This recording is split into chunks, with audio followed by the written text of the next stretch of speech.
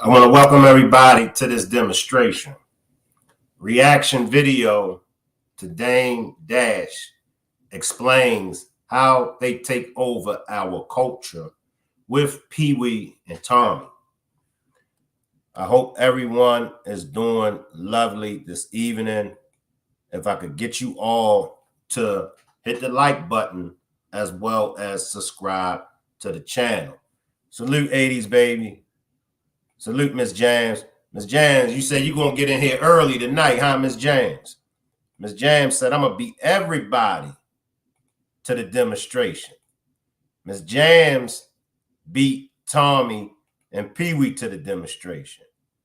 You almost beat me to the demonstration, Miss James.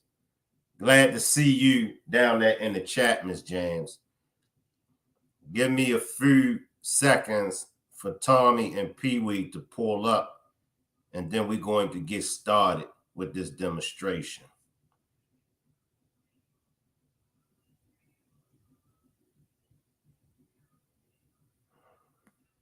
Salute, Martha. Appreciate you for pulling up. Salute.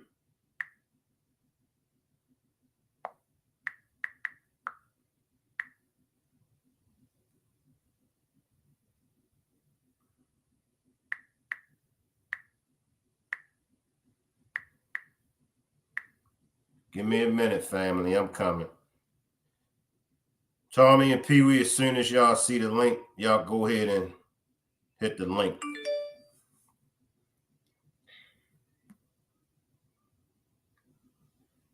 Y'all know I'm multitasking. I got a demonstration coming up at 9:30 on the main channel. So I'm multitasking right now. So just bear with the old man.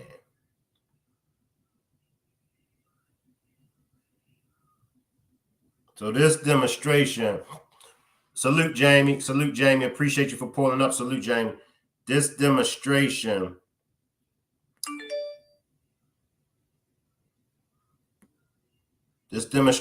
is a reaction video.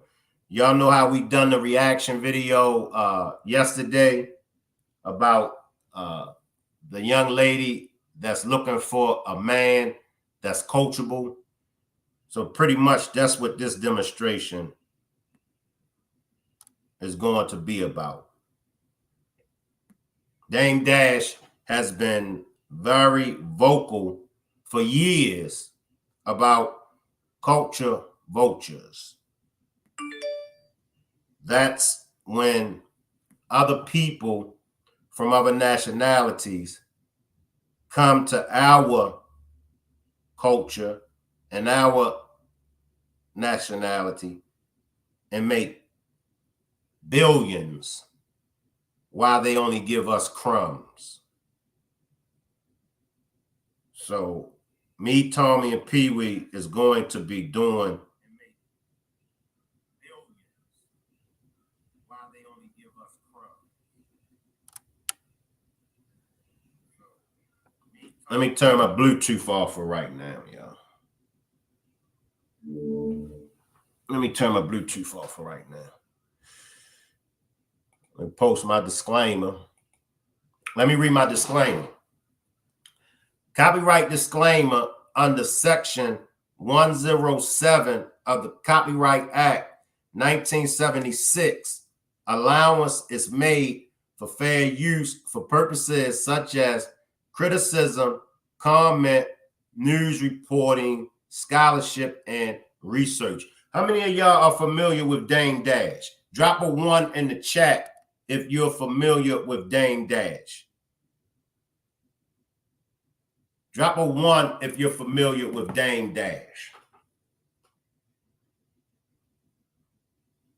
Jamie is familiar. I'm sure everybody should be, Miss Jane. Everybody should know who Dame Dash is. Everybody. If you know Jay-Z, then for surely you should know Dame Dash. Now, how do I feel about Dame Dash? I think that Dame Dash is very intelligent. I believe that he was the driving force behind Rockefeller. He was the driving force behind Rockefeller. The DJs in New York, I can't remember which DJ, but he said that there probably wouldn't have been a Jay-Z if it wasn't a Dame Dash, because this DJ said during the time when Dame Dash was coming out, although Jay-Z had been out. Jay-Z had been out since the 80s. But the second time around, you had superstars like Biggie Smalls. This when Biggie was just popping. And so pretty much everybody in New York, their focus was on Biggie. But this DJ said that it was Dame Dash that was going to all the radio stations. Dame Dash was going to all of the clubs, vouching, co-signing for Jay-Z. It was Dame Dash that was telling everybody, you know, no disrespect to Big, but if y'all think Big nice, then y'all got to hear my man Jay-Z. And the ultimate move that Dame Dash made that actually put Jay-Z on the map and blew Jay-Z up. I'm sure many of y'all know the story, but if you don't know the story, I'll give y'all the story on how it all went down. So Jay-Z recorded the song with Foxy Brown. How many of y'all remember that song with Jay-Z and Foxy Brown? Ain't no nigga like the one I got. It was a remix. They redone it over. But do y'all remember that song with Jay-Z and Foxy Brown? Ain't no nigga like the one I got. So Dame Dash went to Def Jam. Dame Dash went to Def Jam. Right? And he met with Kevin Liles. Kevin Liles was the president at Def Jam at that time. And Jay-Z had a bag full of money. This is, if y'all remember back in those days, this is what they called payola. I know Miss Jams, Positive Vibes, Jamie, Martha, I know y'all are familiar with the term payola. Payola was when people would pay the radio program directors and the radio DJs to play their songs, put their songs in rotation. So Dame Dash took the song with Jay-Z and Foxy Brown with a bag full of money to Def Jam. And he met with Kevin Liles. Kevin Liles respected his hustle. Kevin Liles respected the hustle. Right, Miss Jans, pay to play. So Kevin Liles respected the hustle. Kevin Liles knew if they got this bag of money and they're willing to break bread with me, they're willing to give me this money for this song. They said Dame just wanted him just to hear the song. He had a bag full of money on the desk. All right, Jamie says she heard about it. Dame just wanted him to hear the song. So Kevin Liles, because he respected the move that he made, he said, I tell you what. He said, I'm going to listen to the song. And if I like the song, I'm going to give y'all a soundtrack deal. I'm going to put this song on the soundtrack. Do any of y'all know what soundtrack that record that Foxy and Jay-Z recorded made?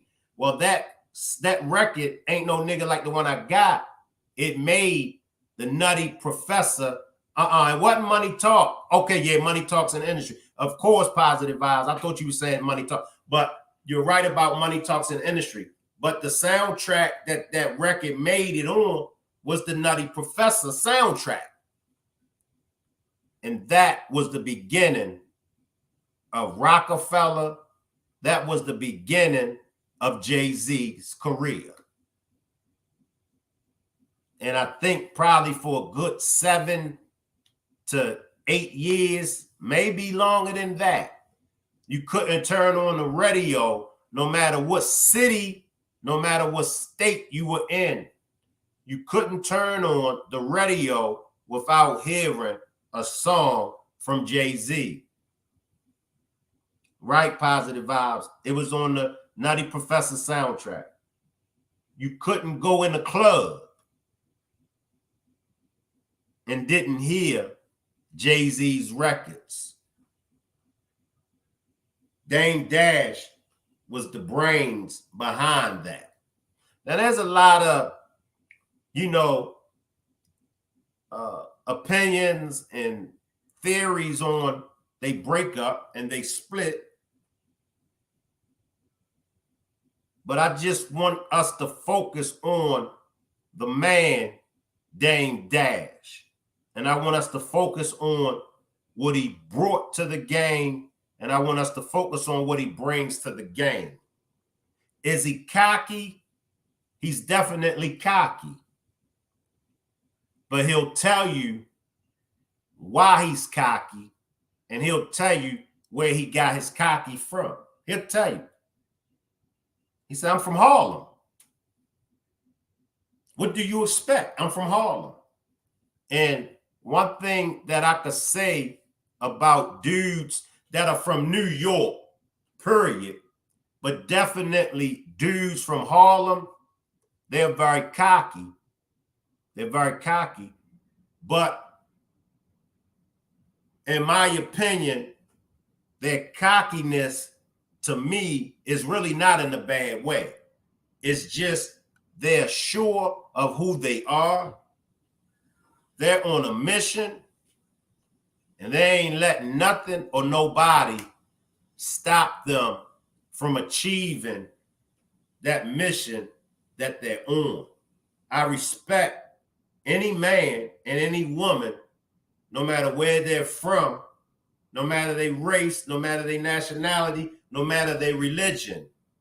I respect any man or woman that has a vision and lets nothing gets in the way or interfere with them accomplishing what they set out to accomplish. So for me, I give Dame Dash flowers. He's a very intelligent man. The one thing that I like about Dame Dash, he's not afraid to go up against the powers to be. He's not afraid to go up against the powers to be. In my opinion, I would have loved to see Tupac on Rockefeller. I would have loved to see Tupac. I would have loved to see Tupac under Dame Dash leadership. Now, don't get me wrong. I love what Suge Knight done. And I don't have no ill feelings towards Suge Knight. I love what Suge Knight done with Tupac. But in my opinion, and I'm not taking shots at Suge because I think Suge done a wonderful job with Tupac. But I would have loved to see Pac on Rockefeller under Dame's leadership, because I think when it came to the beefing and when it came to the rah-rah, I think Dame would have knew how to control Pac. He probably would have let Pac take a jab or two, but I don't think he would have let Pac really go as hard in the paint as Pac went. Like I said, it's nothing against Suge, but in my opinion, I think that Dame, he could have really worked magic with Pac. So me on this demonstration, I'm going to be giving Dame Dash his flowers. Now, I'm not sure about Tommy and PWEE, their perspectives and their opinions on Dame, but I'll let them, let y'all know. Yes, Dame is bald too, positive vibes. So instead of roasting me tonight, won't you roast Dame's ass tonight? But Dame, as I stated before, Dame pretty much was waking us up about the culture vultures, and he's continuing to wake us up about the culture vultures. I'll let Tommy slide in, and Tommy can take over, and he could give y'all his perspective and his opinion on Dame. And then once PWEE pull up, we'll go ahead and we'll start doing the reaction video to Dame Dash explains how they take over our culture. It's all you on, Tommy. Yeah, salute Rock Squad. Salute Shank Rock. I hope everybody had a wonderful day and is having a wonderful evening. Um, yeah, though, but I agree with you. I think Damon Dash, I think Dame, I definitely believe he deserves his flowers, bro. He put in the work. Okay, his achievements speak for themselves. His reputation speak for itself. Now, you may not like uh every aspect of Dame. Okay, look, Dame is a guy who is very sure of himself. All right, and when he speak, if you listen to Dame, you, what a lot of people need to know, and what Dame I think he don't really realize is that no matter what, he is always going to be compared to Jay-Z. You understand where I'm coming from? And Jay-Z is larger than him simply because Jay-Z got the machine behind him, and Dame doesn't. You you but you gotta understand, Dame never sold his integrity for the money. See, Jay-Z could never get on here and say the things that Dame can say because Dame never compromised who he is for the money. You understand? Jay-Z absolutely cannot get on here and tell a lot of the things that he know to be true because understand that the machine sponsors him. The machine don't sponsor Dame. Dame is still rich. He is just not as rich as Jay-Z. So when you put him on levels, you're going to always look at Jay-Z as above him. So Dame is going to always look like a hater, even when he is not talking about Jay-Z. Understand that these two guys started this journey together. Okay? And each man played his position. But you better know, if not for Dame Dash, you would have never heard of Jay-Z. They had two different positions. You understand? And at the end of the day, when it was time to choose, Jay-Z chose the bag. Okay?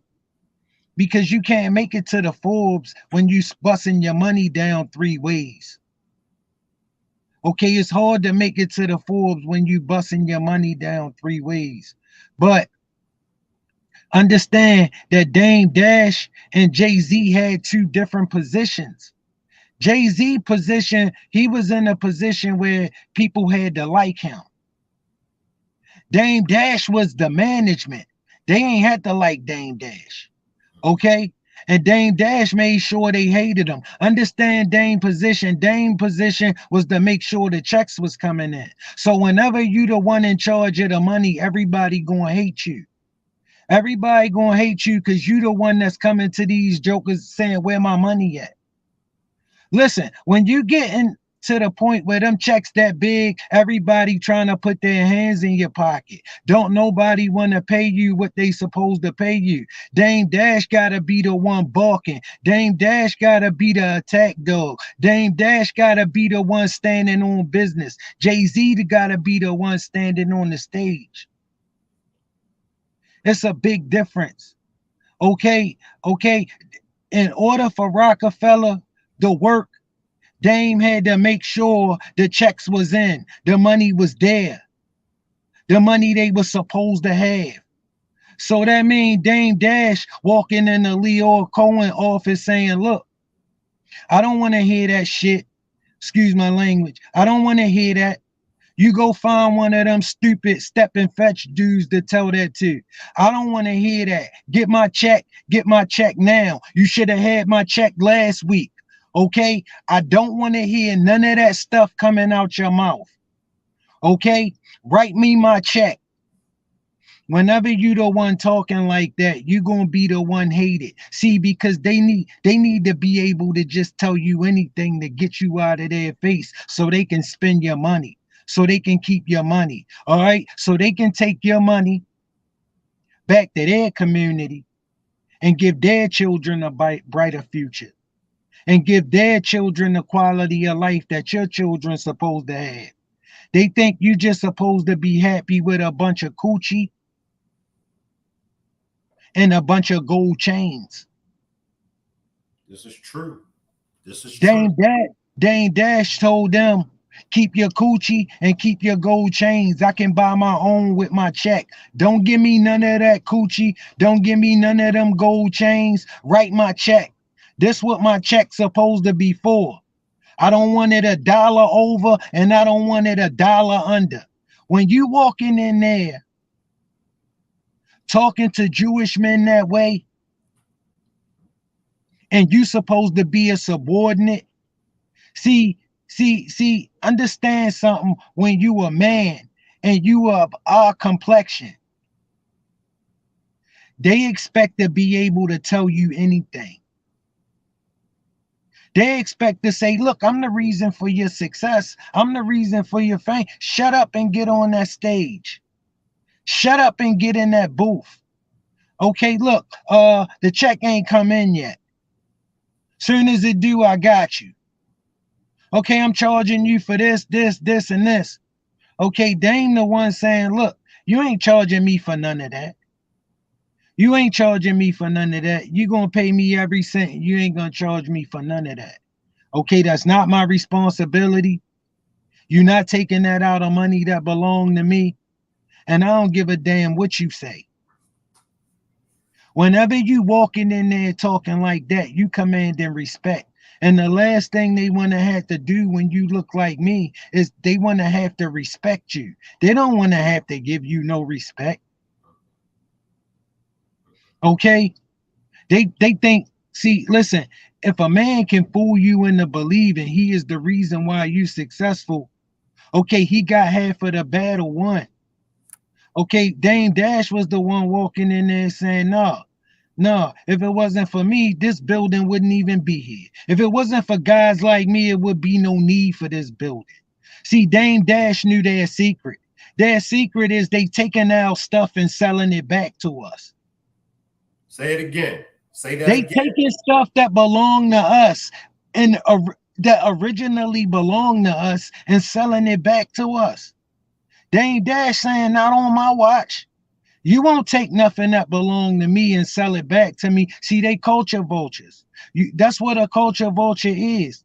See, he can't get paid in his own culture. So he come to our culture, exploit our culture, make all this money and all of these riches, set up his family and his friends and his circle and his community, while leave our community starving and dysfunctional. Tell us why he can't do the same thing in his culture. Tell us why he can't take a young Jewish. Tell us, Tommy, why he can't take a young Jewish rapper and have that young Jewish rapper rapping guns, drugs, violence, and all of the above. Why he can't take it to his own community? Because they ain't going for it. They ain't going. Simply, come on, Tommy. Simple. You will not represent their community that way. You will represent their community with a level of excellence at all times. You will not exploit the dysfunction of their community. Okay? You will not. You can't even say nothing against their community. Okay? You will not make them look like they are inadequate and undeserving of human treatment. You will not. Okay, and I don't care what you paying. Okay, they are not going for it. Okay, when I tell you their community gonna stand on business and stand against you, and nobody better not come to your aid, I'm telling you right now, that's the way it is. They will not let you represent their community with the kind of madness that they want us to represent our community with. See, you can't go in their community and exploit their dysfunction for no dollar amount. Okay, because it's respect above all. See, because they give you money. Money is nothing without respect. Money is absolutely nothing without respect. Money means absolutely nothing. That's what they do to ball players. They give them all this money, but if you can't achieve respect, the money is not respected because you don't have no power. It's a difference between having power and being powerful. See, having power is only a position. Being powerful, you can move things. You understand where I'm coming from? You listen, they will not allow you to put a show like Love and Hip Hop representing the Jewish culture. They don't care nothing about how much they gonna pay you to do it. You better not do that. If you think about doing something like that, they will shut it down. They will ban it. Nobody will support it. Let them find out you supporting it. You will be placed in the same category as the show. Okay? You will be ostracized. You will not disrespect their community. You will never, ever exploit the dysfunction of their community for your personal gain. See, that's what they come to our community and do. They exploit the dysfunction of our community for their personal gain. And then see, the bigger picture is the world look at our culture a certain way after displaying the worst of us on public platforms, on primetime TV. And they say, oh my God, look at those N words. No matter what you give those N words, look at how they act. Okay. And the more you support it, the more the world assume you agree with it. So the larger these shows get, understand they know the kind of support that this dysfunction is getting. They capitalizing on this dysfunction. Okay, they'll put a face like Mona Scott up there and make you think she behind it. She just the face of the sponsorship. Okay, she has nothing to do with the sponsorship. Okay, they just monetizing our dysfunction. Okay, look at the words who are in, look at the names of the people who are in power. Okay, a black man last name is not Wineglass. Okay, that is a Jewish man. All right, that means he reaping all the benefits of all dysfunction. So when the officers aim their pistols at your sons and squeeze those triggers, the rest of the world looking at them like, well, you see how they act? Are you surprised? Because they get the worst of us and parade the worst of us in front of the world. Let the world see our dysfunction and that we look subhuman. We look subhuman, but they don't care. That's the mission. That's the goal. So when they throw your son in a cell for 100 years for for some mundane just trying to survive. I mean, not even, nothing violent, nothing of serious consequence, and tell him he got to spend the next 20 years fueling their multi-billion-dollar prison system because, oh, let me get down to it, they behind that too. Okay, they the biggest investors of that multi-billion-dollar prison system. See, what a prison do is it build economy. So don't you think for 1 second that prison is about crime and punishment. Prison is not about crime and punishment. Prison is big business. Prison fuels and builds economies. Okay, and economies sustain the world. And what do they need to fuel that multi-billion-dollar prison system of theirs? They need bodies. It's their system. So I hope you don't think they aiming that system at them and their sons. They aiming that system at me and my sons. And now today they even naming it at my woman, at my mama, my daughter, and my sister. Okay? Because let me explain something to you, family. You have never seen a woman's prison system like you see today. Okay? They building them at a rapid rate. Ladies, they are throwing y'all away the same way they was throwing us away. Let's go to Dame. Let's go to Dame. I was trying to wait for Pee-wee to pull up, but let's go to Dame's actual video. Copyright disclaimer under Section 107 of the Copyright Act 1976. Allowance is made for fair use for purposes such as criticism, comment, news reporting, scholarship, and research. We would like to thank Willie D as well as Dame Dash for using this commentary. Even down to the way we interpret the name Jesus. That's a European interpretation of the name. His name is Joshua. Why do no one calls me Damien, anything but Damien wherever I go in the world? Why would we have to now say somebody's name with a European interpretation of the name and it didn't happen in Europe? That doesn't make sense other than control. How could you tell, if somebody tells me they're a fan of mine and they calling me Damien, I'm gonna be like, my name's Damien. How could you really be a fan of mine? You're not calling me by my real name. So how could you get a full blessing and calling this man by his wrong name? Because we've been programmed to. You understand what I'm saying? You know, again, when it was a time when white people or the other culture were slaves and the Moors did them dirty. But did they ever teach you about a Moor in school? No more Moors. You don't even, you know, because they don't want to see that visual of us winning, because that's what you do when you take over a culture. You take their religion, you erase their heroes, their artifacts, and anything they ever did strong, and you make them think that they've never been strong and they've always been weak and they've always needed you. And that's how they did this to us. Look how strong we are. Why are we listening to them?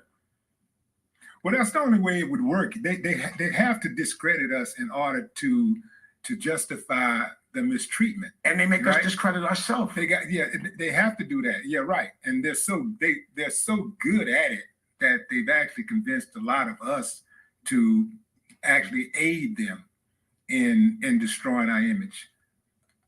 Leo Cohen. That's what I'm saying. Yeah. I look at those people that are exploiting our dysfunction and making money for it for a living their whole life. When I see a man that's not from our culture never make money off his own culture and only ours, why you only want to get money on my block? Go get money on your own block. You understand what I'm saying? Mm-hmm. So that's what I'm saying. I'm not going to trust somebody from someplace else to do and take care of my hood. They don't care about my hood. They're not from here. They're just making money from it. And we continuously think that somebody that's from another culture is the plug for our music, for everything that we do. We got to go to them to get back to us. That's the program I watched them push.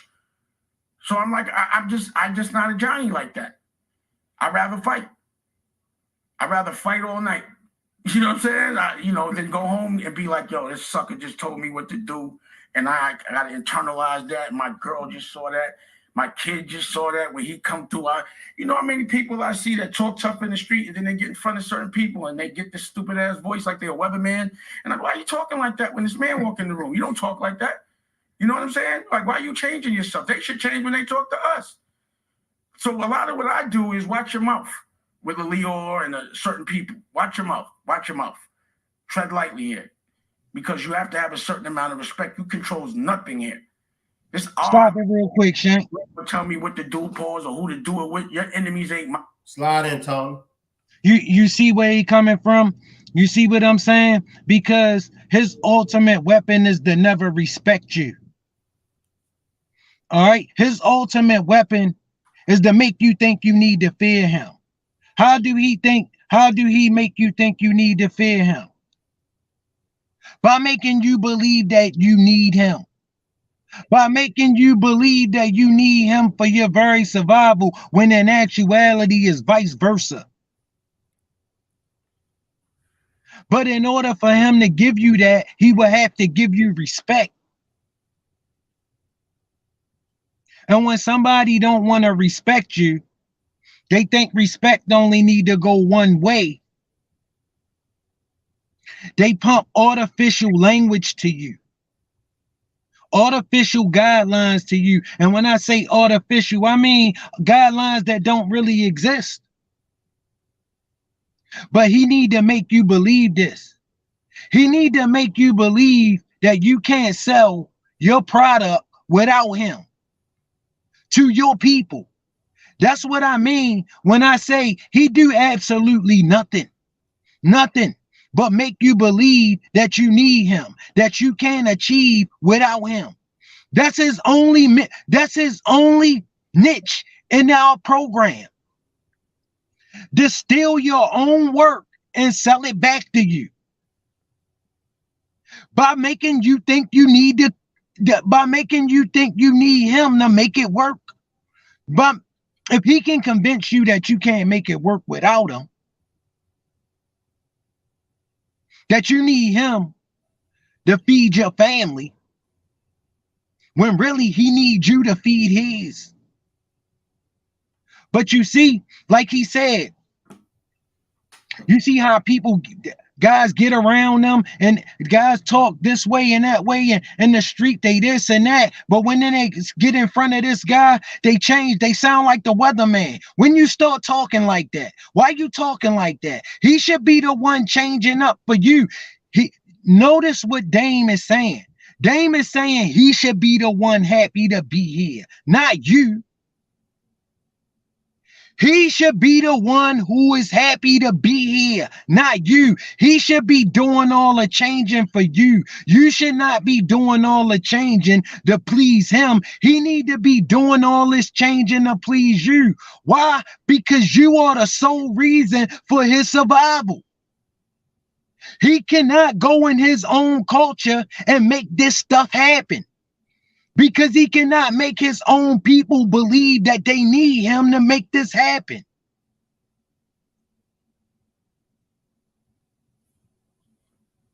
He cannot walk up to his own people with that lack of respect. So much lack of respect for him that he would even talk to him as foolishly as he would talk to a man who he just stole all his stuff and about to sell it back to him. When I tell you, my people, that that's their whole game, that is their whole game. They bring nothing of value, nothing. They take value and make you and feed you words to make you believe that you couldn't achieve this on your own. When in actuality, he could never achieve any of this without you. You could have achieved all of this without him. See, we showing each other because we getting better at it. We getting better at it. We getting better at showing each other that we don't need them, and they don't like it. They don't like it. You see what Cat Williams just did with Shannon Sharp? Understand why these Jewish guys went crazy. They know black people piggyback off of black people. You see, Cat Williams didn't go to DJ Vlad. He didn't go to Adam No Jumper. He didn't go to Joe Rogan. He went to a black man. A solid black man. A solid black man with a podcast and a true studio that rivaled theirs. And he blew the doors off it. Two black men sat down and went in business together. And guess what? The world, and listen, understand something. Understand what you are communicating to those people. What you are communicating to those people is that you are waking up. They need to find a way to destroy this. They need to find a way to get back, because understand what a culture vulture is. DJ Vlad is a culture vulture. Adam No Jumper is a culture vulture. Okay? They exploit our dysfunction for the betterment of their community. Okay? Okay? They don't go to their community and do this. They don't go to their community and trash it for monetary gain. Okay, they will not try it. Why? Because their community won't support it. Their community is tight knit. Their community stand on their reputation. Their reputation is one of respect, worthy of respect. You see, when you prove that time and time again that you will do anything for the money, that you will sell out for the money, that you will step and fetch for the money, that is no end that you will go to for the money, chasing the bag. You don't have no principles. You lost all your morals and you lost all your values in pursuit of a dollar bill. Okay, that dollar bill will never come with any respect. See, so you got a nice big house, your family eating good, but you left your community out there to be destroyed. You left your community in a state of in a state of inhumane, where it can no longer be respected.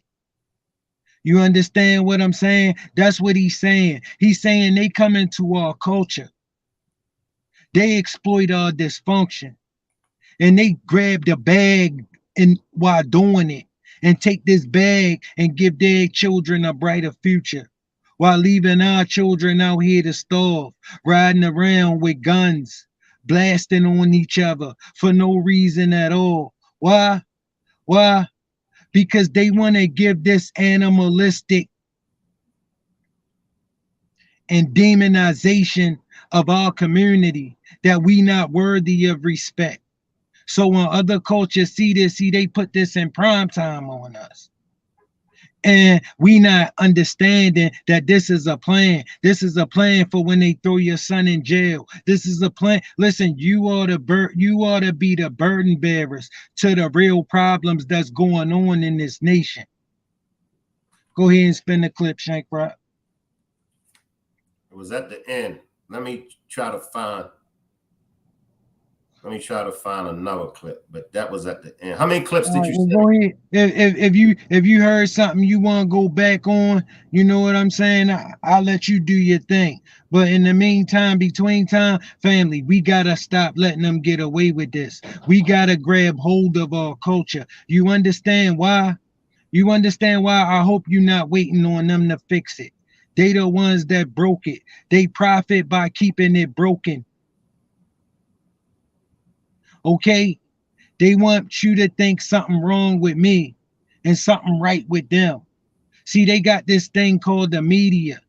The media got a way to make the guilty look like the innocent and the innocent look like the guilty. Okay?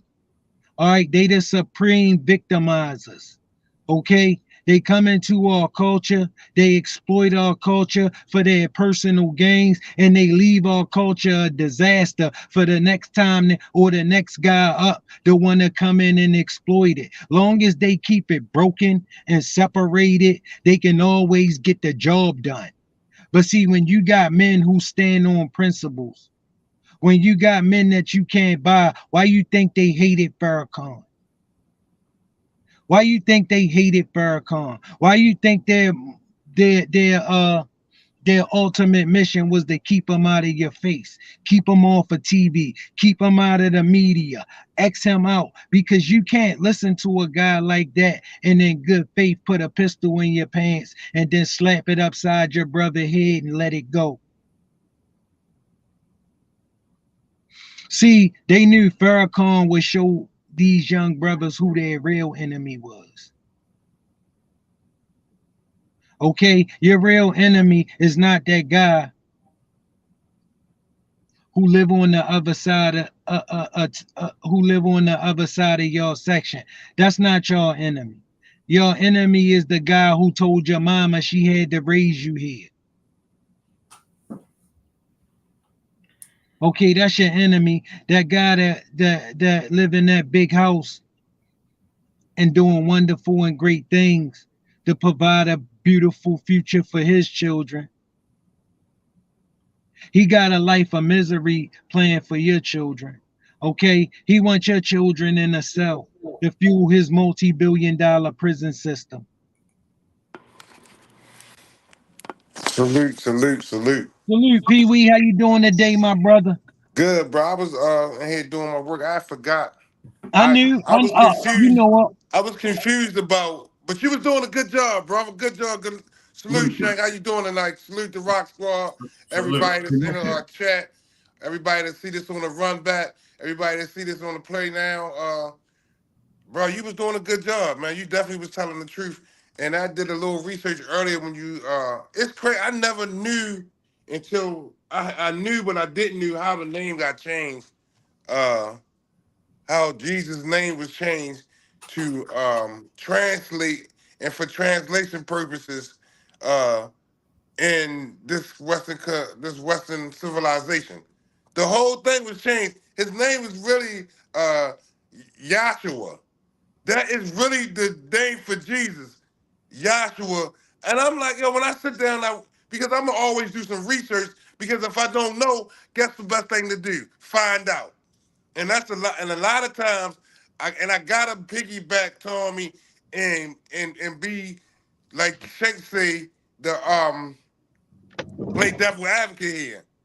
A lot of times that be the problem with our culture.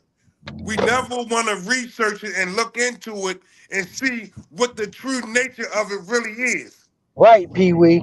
And the thing about it is what happens in that instance, we just adopt and accept whatever is given to us. Why? Because of the mentality for so long. We adopted the man. We became indoctrinated off the mentality that they was giving us, saying that whatever they say go and is right. And the Stay whole right there. Pee Wee, stay right there. And I'm only going to be a second. Go ahead, bro. I had a cell buddy one time, and he played like he wasn't KKK. He played like he wasn't Aryan Nation. But you know, I knew. So we on the whole black-white demonstration. He said, and I want y'all to listen. He said that the Klan, he said the Ku Klux Klan doesn't like Jewish people because Jewish people controls everything. They robbed, they stole everything, and they use, of course, us as black people. But the Jewish people control everything. They throw stones and hide their hands. Then, when he came to talk about why the Klan don't like black people, and when I tell y'all when he said this to me, I was young, but I caught it. And as the older that I got, I seen the truth in what he said. What he said to me was facts. Is what you just said, Pee Wee. He said that their problem with black people is lazy. Stop, y'all. Don't throw the shoes or the hot dogs at me yet. Stop right there. He said. He ain't lied. Hold tight. He said one of the issues is black people is lazy, is what you said, Pee Wee. We are lazy all the way around the monopoly board. Mentally, we lazy as hell. We want white boy do everything for us. Come on back in, Pee Wee. Yeah, and that's a good point you made too, Shank, because we became indoctrinated. This is the thing about it is when I see where Dane coming from too. He said, like, listen, we've been laying these laws down. Only thing is the same way with the Greeks took everything from the Egyptians. You understand what I'm saying? So they took everything from the Egyptians, and now you get the average Egyptian in this day, or the average, in this day, what you expect them to do? They're expecting what? The government to hold everything on a hierarchy. That's not how it works. It's been working out this way. So he's saying, like, listen, they coming in and they robbing us because they started the cycle way back. And guess what? We fell into it. Because we weren't late. We didn't come from a culture of a background of being lazy, not productive, not participants in our family, our communities, none of that. We didn't have the, excuse my language, the effort mentality. We didn't have that. If it was work to be done, we were the one that would stop and jumped up to do it. You understand what I'm saying? So I went and I did the research, and I really was sitting here watching the whole video of how, and it's crazy. It come on TV channels that we would never think about watching. It was on PBS, public television. It's like one PBS, PB, public broadcasting, PBS. yeah, public broadcasting. Yo, I sit and they broke it down. The system broke it all the way down. I'm like, wow. Like I never knew that. Like I could accept Joshua better than Jesus. I like the name Joshua. Amen. Amen. So, I like the Amen. name Joshua. And listen, they changed it. Listen, and this why like everybody always making fun. I don't know how y'all watch, but I watch YouTube and I watch Instagram and stuff. How they make fun of the English language, right? How they took letters out and they put letters in to make it mean something, and then they came up to change the translation to Jesus. I'm like, wow. Like you never know the things that we really miseducated on, that we don't know. Now we got all these I'm gonna say spiritual realms or spiritual worshiping places. These places of worship. Let me put it like that.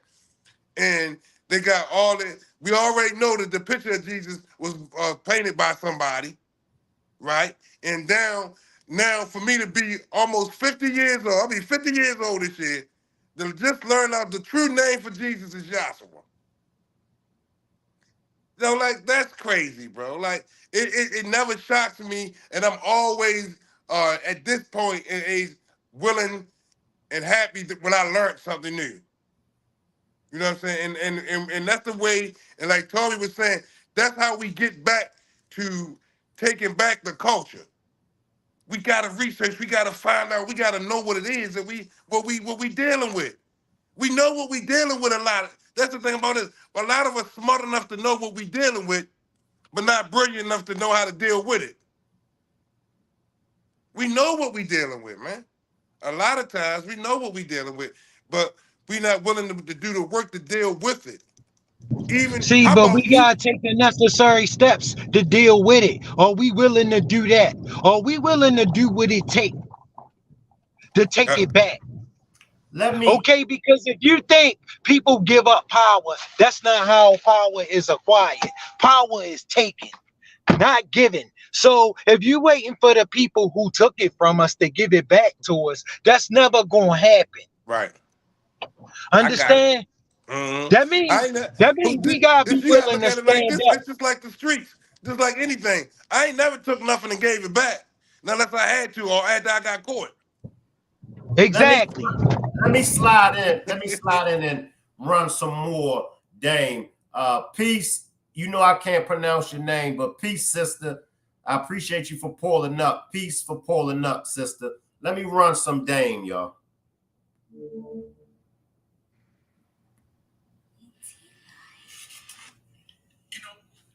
Working with now the mayor of Gary. He was just Hold tight, y'all. My Bluetooth might be out. Bluetooth connected. Senator before.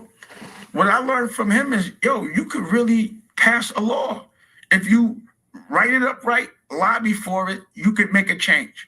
So I watched him make changes based on conversations we have. He'll write the shit up, go lobby for it, and come back and diabetes medicine is cheaper. And then, when something works in the state, it goes federal. So what I'm talking about is answers. We know the problems, but in order to actually fix things, you got to get in there and do it yourself. I don't like education. So what we do, my girl writes a book, Dusko Goes to Space. We personally go into the schools and teach the kids how to dream. I don't like the books the kids they got for my kid. We make our own. I don't like the TV that people watch, so I made my own, America New. Now, I'm going to talk about that. Because I'm assuming this is getting monetized on like YouTube and all that. Do you know how much you make from YouTube? What the split is? I know exactly what the split is. What? Well, I mean, that's my business. No. Meaning not your business, meaning you don't know how much YouTube gets for an ad. Well, let me tell you. No. It's $6 billion. Last quarter, YouTube made $6 billion off of content creators. They only paid out $100 million.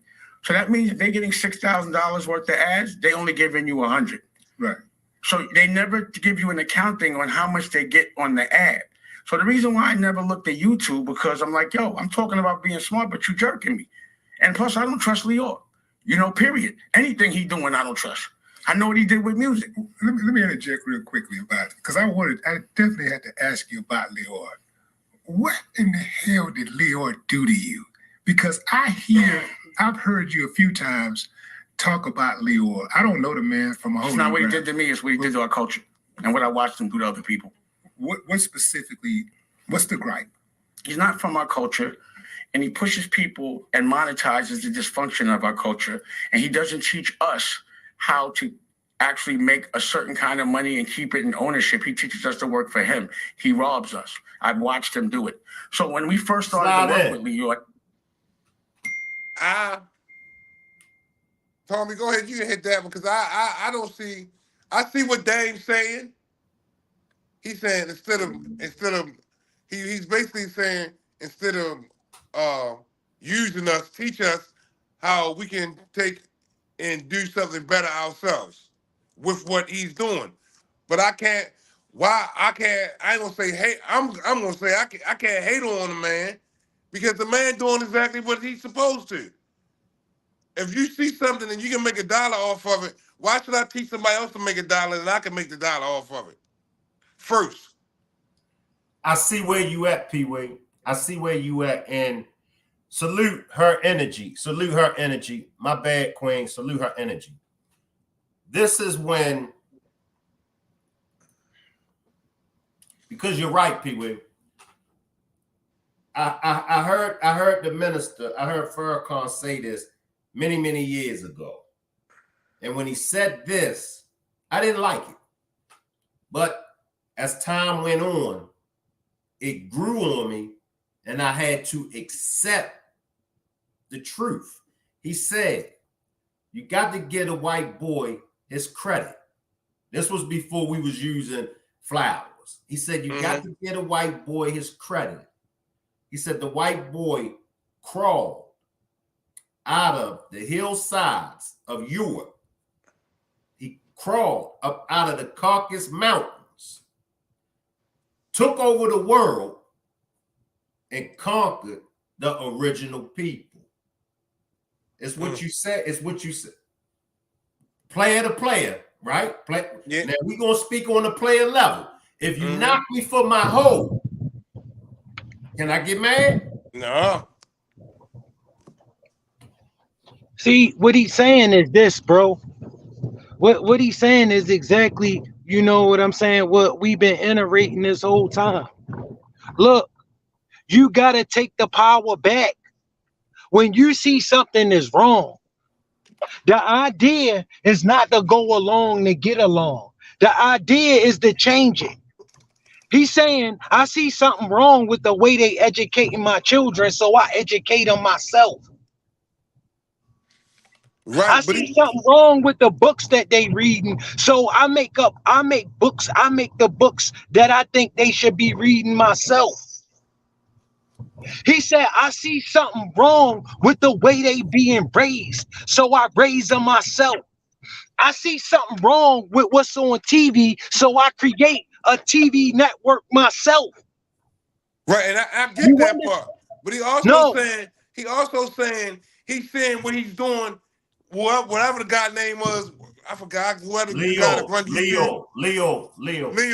He's saying I also see what he's doing to other people and how he's capitalizing off of us as a people. He's capitalizing not off of us as a people, so he's getting paid. He said, if I get paid $6 billion and only got to kick out $1 billion, that leaves me $5 billion.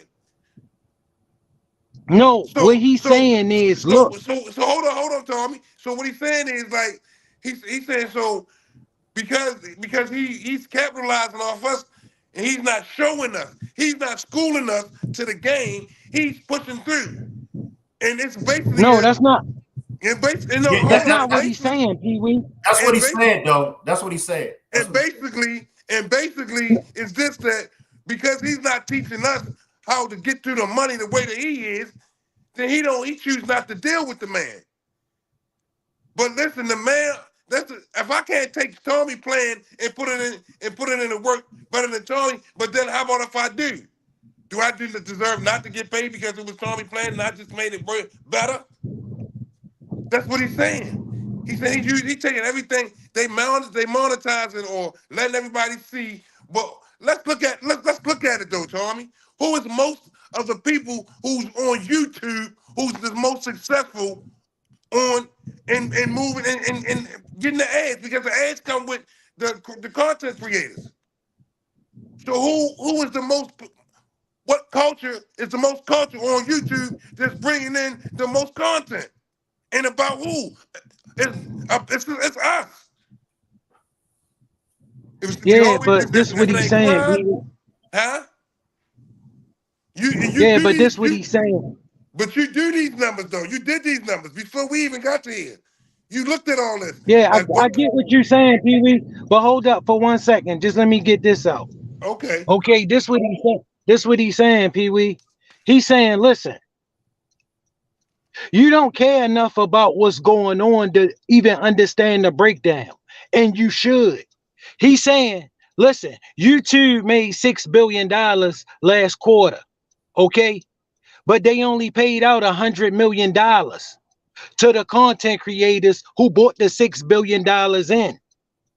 Okay, he's saying you don't care enough about the how the split being broke down, and that's how you being robbed because you don't have the information. You need to. What he's saying is you need to go and get the information. That's what he's saying. He's saying what he pushing to you is the information is the key because any businessman know the information used rationally is the key to success. But when you don't have the information and you're not bothered with getting the information simply because you got a check, you will never understand what you're supposed to have. If you don't understand what you're supposed to have, you will keep getting robbed. That is his point. His point is not to let a man rob you because you don't know and your willingness to stay ignorant simply because you can have a little bit of fame and a little bit of money when the lion's share is going to the people who not doing the work. Stay right there, Tommy. Stay right there. Let me come in and play devil's advocate. And I want to play devil's advocate because I think what both of y'all are saying, I want it to meet. But I want us three and any and everybody else that spent time in the street life. I want us to put on our street life thinking mentality. Once upon a time, and maybe still today, but definitely once upon a time, we moved as wolves. We preyed on the weak. Now, is it Jewish people's fault? Because as he stated about these guys, these black guys, supposed to be so tough and supposed to be so street official, but when these Jewish guys come in the room, they turn into news reporters. That chest on swole get tucked in. So if we got this mentality and then these Jewish people come in and steal from us, rob from us, take from us, screw us with no Vaseline, can we be upset with these Jewish culture vultures?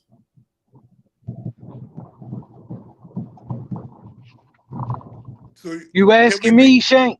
Both of Is y'all. that the question, bro? Yeah, He yeah, asking that's both the of them. question. Go ahead. Go Go ahead, you ahead, can go Tom. first, Pee. Yo, because the reason why can we be upset? Sure. Do we have a right to be upset? Not at all.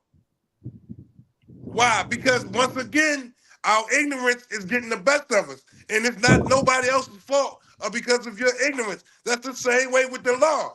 You say if you break the law, you should know the consequences of the law that you're breaking. Just because you're ignorant to it, they not gonna stop and not lock your ass up. Excuse my language. Just because you ain't know that petty theft carried 5 years, they're not gonna not lock you up for 5 years. It's not their fault that you Exactly. didn't know. That's right. You understand what I'm saying? So just because we're ignorant, and the thing about it is, let me go back to one part that you said too. You said too, Shank. It's the perception of our people that we have of other people, because we turn into reporters when the opposite or somebody else come in, because we have more respect for them and their culture and them as a people than they have for us. We already And know we had that when more they come respect into for the them than we had for our own. right, that's what I'm saying, man. We have more respect for them than we have for us. So when and the thing about it is, this is something else that we know. When they come in the room, we already being looked down on, so we want to be on our best behavior instead of being who we really are. This is true. This is true. You understand what I'm saying? Because if it's not your fault if I talk and you don't understand, the same way it's not my fault if you talk and I don't understand, because that's what I can do. And I have to have the pride and the humility and the humbleness to say, can you explain that to me, sir, in more layman terms? We don't want to do that. Right. Stay right there, Pee-wee. Tommy, I need to bring one more thing in, then I'm going to let you come in and ride the paint hard. Dame Dash, I don't think you might have heard it, Pee-wee, but you wasn't on the panel when I played it, but Tommy heard it. Dame Dash broke it down how the Moors conquered Spain. Mm-hmm. I've seen the whole clip before, Shaq. Okay, so now what was we saying when the Moors conquered Spain in 1492, when they went up in Spain and conquered the Europeans? So now we got to look at it. We got to put on our big boy pants and look at it. It's the same demonstration that, man, we was talking about the Yo Gotti and all of them. It's fun when we riding down on them. It's fun when, you know, we smashing and grabbing what they got. But it's no fun when they smashing and grabbing what we got. So now that it's being handed back to us, because, you know, we were the Moors. So now it's just being handed back to us. And that's what I'm saying. For us three, we got on our big boy pants, and we all three are seasoned veterans in this game. Can we really be mad at them? Can we really be mad at the Jewish people that's controlling us, robbing us, sticking it to us? Can we really be mad at them? Come on, Tommy. We can definitely be mad. Yeah, we can be mad. I mean, that's your right. You got a right to be mad, but that ain't gonna change nothing. You understand where I'm coming from? So, Right. I mean, being mad is your right. You got a right to your feelings, all right. But is it going to change anything? It ain't going to change nothing. And you see, go ahead. When Hannibal and his boys was running things in Spain, people don't know that's why they so dark. People don't understand. People, you know why they don't understand that that's what the bull run every year is about in Spain? Wake us up. That was it's a celebration of their emancipation. See, here we call it the 4th of July. Okay, in Spain they call it something else. I forget what they call it, but that's when they let the bull run every year. That's when they got emancipated from the Moors. Okay, but what Dame was saying, whole fact. You understand how most black people don't know nothing about that?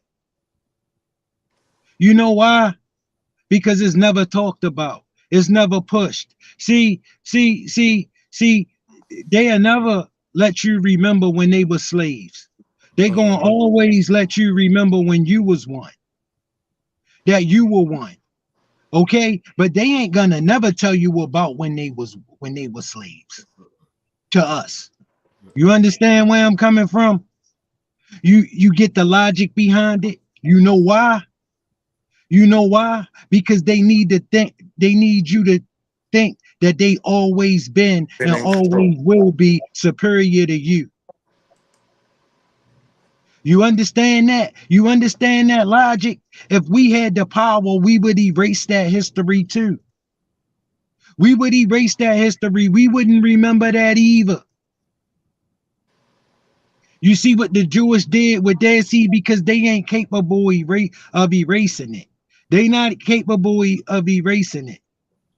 But by golly, I be damned if you going to exploit it in any kind of way.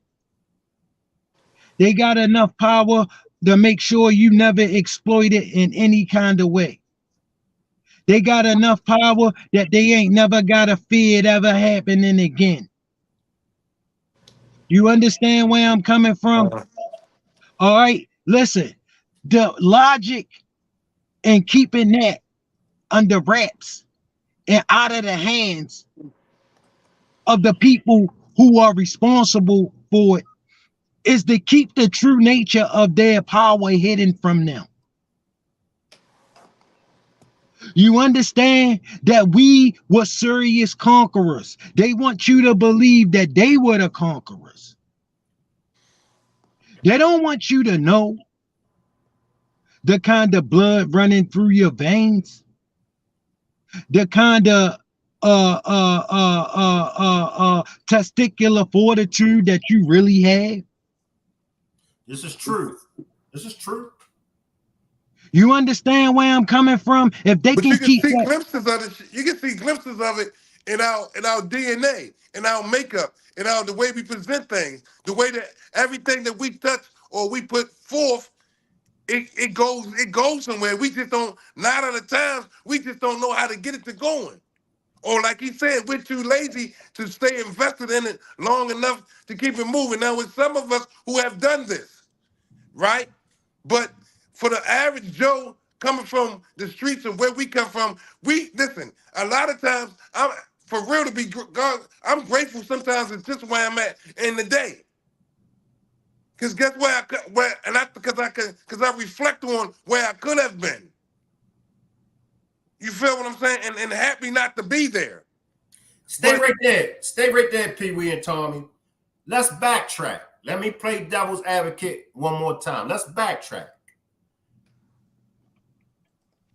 Was we in the right place 20 years ago, 30 years ago? Was we in the right place, but we just didn't have the knowledge to move around and make things happen when we were in that place 20 or 30 years ago? Was it that we just was lacking the knowledge? Because whose phone is that? Okay, because when this is when I first became conscious, this is the first thing that the minister, as well as a whole lot of our leaders and teachers, was saying as far as us, the gangbangers, the street guys. Y'all remember that they were saying about us because we are Generation X. We was born in the 70s. So remember that they were saying to us, they were saying that y'all are our warriors. Y'all are the warriors. Y'all just tuning your energy in on the wrong enemy. So could it have been that we were in the right place, but it's just we wasn't guided. We wasn't guided. We didn't have the thorough knowledge to know and move accordingly. Come on, Pee Wee or Tommy. Come on. go ahead, Pee Wee. I think, and for that, we were in the right place. Cause that, if you look at it, cause I was looking at something the other day, and it was saying, in our generation, yo, in our last 50-some years, we done lived in 2-3 decades, right? And listen, we was the beginning of rap music, bro. Look where it's at now. Rap music started when in the years that all of us in the 70s. This started in the 70s. The computer. All this stuff started in our generation, bro. The cell phone, all this knowledge and stuff. But guess what? We didn't have the discipline. We knew it was coming, but we didn't know, and we had a discipline to research or how or where this was gonna come from. Same way. Like let's look at let's look at this. A lot of people had to work their way to Hollywood back then. Now we got social media. Man. Listen, the new generation, Generation G, right? They came with this. This all they know. So guess what? This how they grow. Because this all they know. But we should have been with them because we walked into this. We didn't have it. Go ahead, son. No, we didn't have the know-how. Because guess what? Listen, look at everything that was taking place now. The men that was guiding us started to leave the homes then. The backbone of who was giving us, who was telling, yo, listen, even though they was telling us, some of them was telling us, but they was outnumbered with the ones that said, let's get this money. They was outnumbered. A hard pill to swallow is that we dropped the ball. We fumbled the ball. Yeah. Exactly, yo. Come on, Tom. Go ahead, Tom. Bro, we most definitely dropped the ball. Okay? We had the ball, but honestly,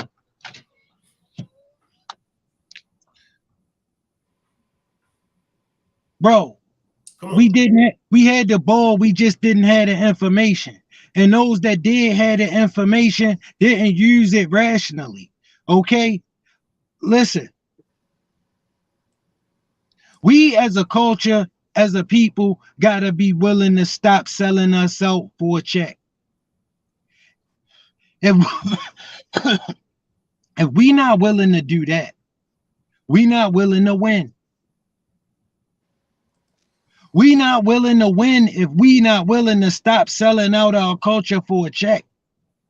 We not willing to win if we not willing to stop supporting the people who selling out our culture for the check. You stop selling out our culture for a check and they know they can't pay us to take the loss. If I can pay you to take the loss, guess what I'm going to do? I'm going to pay you to take the loss because that means you get paid, but you still a goddamn loser.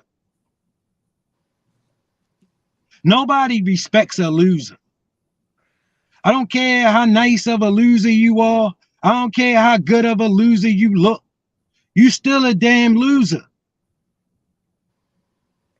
If you're not willing to do what it take to win, and what it take to win is to stand on the things that matter, to stand on the things that's going to make a difference, stand on the things that's going to move us in the right direction, and that ain't always a check. And that's the problem right there, though, Tommy. That's the problem right there. Instead of standing on the principle, we stand on the dollar. And the dollar gonna always rob us, and we're gonna come up short in the end because the principle lasts longer. But we know that now. We didn't know that then. The principle lasts instead of always a lot, and that be a lot of times with us as a people. We don't stand on the principle. We always stand on the dollar. We always stand on because we always hyper sensitive to someone trying to get over on us or not allowing somebody to get over on us because we have been gotten over on. Now listen, when them people came in and they robbed us or they stole our culture and they did it better than us, was it our fault?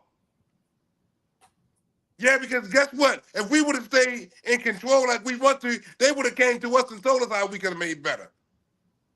But we were still, once again, thinking, and it's a hard pill to swallow, but sometimes it's hard to help our own and ourselves and see what's the important part when it's all said and done. What are you talking about? What I'm talking about is I want to help you, but I want to help me more. Amen. Stay right there, PWEE. Stay right there. He broke up Rockefeller, to me. It was definitely, I'm not going to say that it's another man just got made to do something, but he was the one that would always give someone that option. Was Russell there at the time? No, well, Russell, that's another thing. I didn't like the way he treated Russell. I thought he robbed Russell. They wasn't equal? Well, what happened was after they sold the company that Russell brought, they hired Lior. So then Lior didn't own Def Jam, but he still ran it. He worked for Universal. So I would watch Russell come in with a project, and it would be like Lior would have him waiting in the lobby and shit like that. Lior made Russell Simmons wait not like that, but meaning they wouldn't just give him a deal. They weren't fairly treated, and that's Russell's business, so I don't want to get into that. But I could just tell you, I'd be sitting in the club with Russell and Lior, and I'd be like, yo, why you mess with him, man? He just so disrespectful to you. Like, why you even, and I'd be in this, and he'd be like, chill, I don't deal with things that way. I'm going to deal with it for you. Like I said, I used to take it personal. I was you remember when his appendix exploded? Mm-hmm. I was at the hospital. I didn't know his mother was in there. And she said some real foul. I mean, it was so racist, I couldn't believe it. Like, yo, you better get your mother. Like one of those. Because she didn't really understand I was in the room. So she said, I forgot. It was some nigga shit. Put it like that. It was something that I was like, she was like, yeah, she just old or whatever. I was like, yo, you wild. Like, I couldn't believe what she said. What you think she said? It was something that, it was years ago. It felt like nigga. Whatever piece you remember. I saw you, when you hear nigga, it's a feeling. It's not, I hear other people say nigga all day, it don't bother me. I know when it bothers me. It bothered me. Did you hear the word? I told you, I don't remember. It felt like it. It was like 10, 15 years ago, but we had to have an argument over. So I was like, it felt like something that was that racist. It was so many things. When I first got with Lior, the first thing he did was try to make me have a beef with another black person on his behalf. And I was like, he's like, you with me, right? If you with me, then you got to go to war with me. I said, bro, I got a lot of beefs on the street. You going to go to war with me? Let's not do that. Then I asked him, how much is rich? What's a wealthy guy? You know what he told me? $600,000 after taxes. I never liked the way he would have, and again, I don't like to go off on another man. He ain't here. So, bottom line is, I don't like the way he would treat my culture still. I don't like the way he talked to the culture. There would be times that he would be saying things, and like I'd be with like Beanie Siegel or something, and he'd say something that was so offensive, unknowing, unconsciously, just demeaning. And Beanie would be ready to knock him out, and I'd have to bark on him so Beanie didn't do nothing to him. You understand? I'd be like, I got it, don't worry. Like, he was just an offensive person. What he couldn't understand about me is that I could have white people working for me, because he thinks black people could only have black people working for him. So when I would walk in and have anybody white in my staff, he'd go to the side and go, are you okay? You let me know if they're treating you wrong. Blink twice. I swear to God, he did that shit. Yeah, the blink twice, the napkin. He used to do it to every one of my assistants or anyone from that culture. No disrespect, but this is what he used to do. So I could go on and on and on and on and on. And also, I just think that every Batman needs a Joker, and he's that clown. So that's it. And I think everybody's scared of him, and I'm not, because of the color of his skin. And it's like he's the poster boy for why you're scared of him. You know what I mean? He's that guy. Tommy. You said he's the poster boy for why y'all scared of him. You see what I'm saying? When a black man come around that demand respect, that's not going to allow you to disrespect them. Oh, they got to get rid of you. They got to get rid of you, because you know what you represent? You represent a change. A change is what they scared to death of. You understand? They like it the way it is. You're not about to come and change it. They had to get rid of him. He represented a change. Okay, he represented a change in the attitude, because they know one thing: black people piggyback off each other. The next man gonna step up and talk to him like that too. Once they see that Dame is not afraid of him. Dame don't think he is that smart. Dame don't think he is that incredible. Dame don't think he's incredible at all. Dame know that this man is living off of my genius. You minus me, and this man is living in a box. He's working at the airport. This is true. See, Dame knew this. Dame knew this. Okay, they had to get rid of Dame. Okay, when you willing to let your nuts hang, they gotta find a way to cut them nuts off. Okay, because they can't have y'all around here knowing y'all what y'all value, knowing that y'all don't need me. Because the minute y'all figure out y'all don't need me, what do I do from here? I can't go to my culture and do this.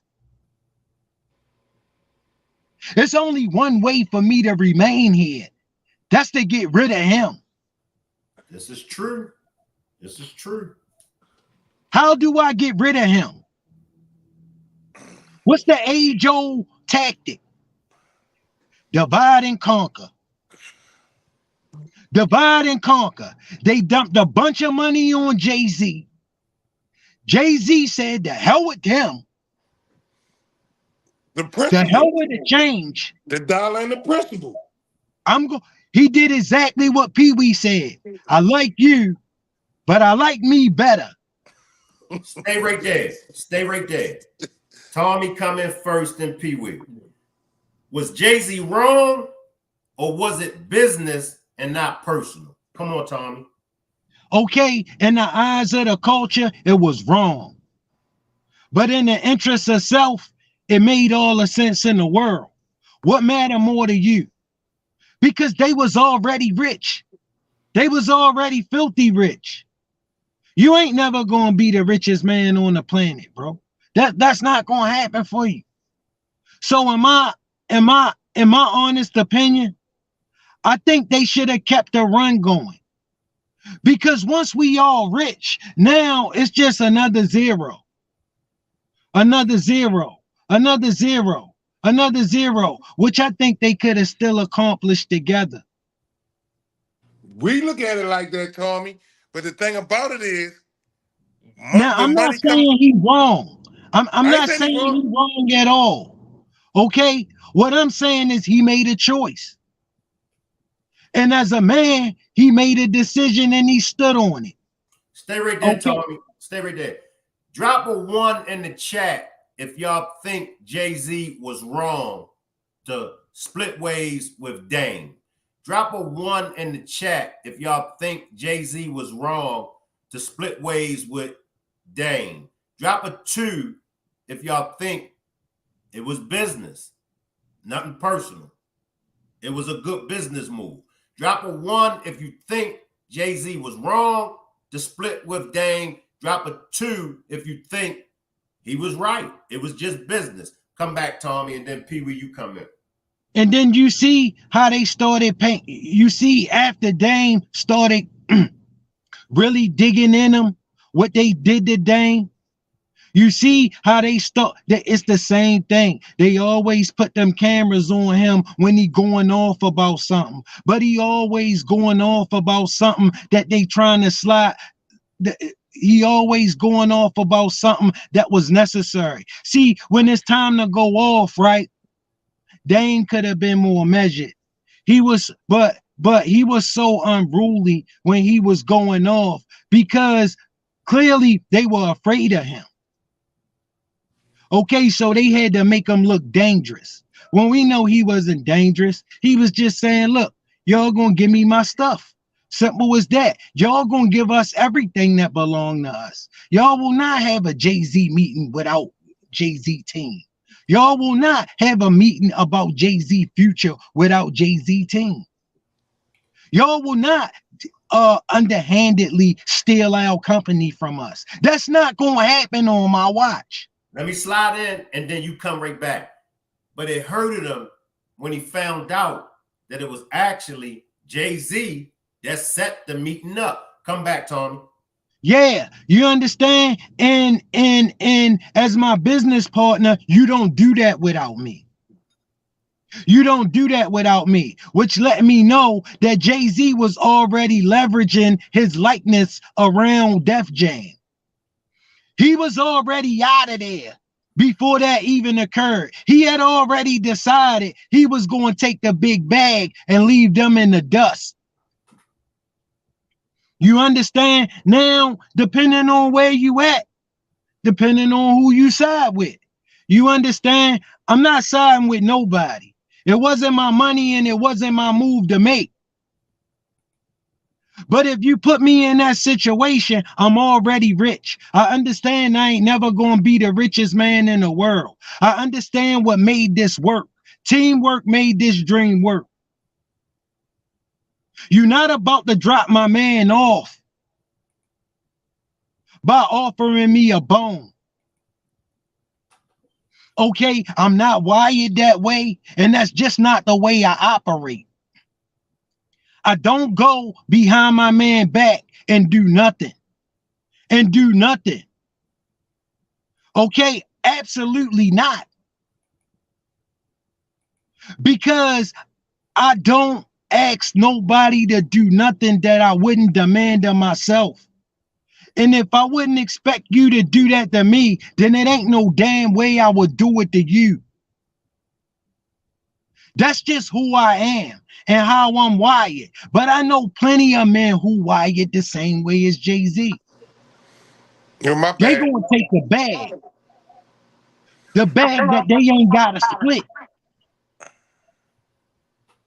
See, when you ain't gotta split the bag, you can have all the accolades. You can take all the credit.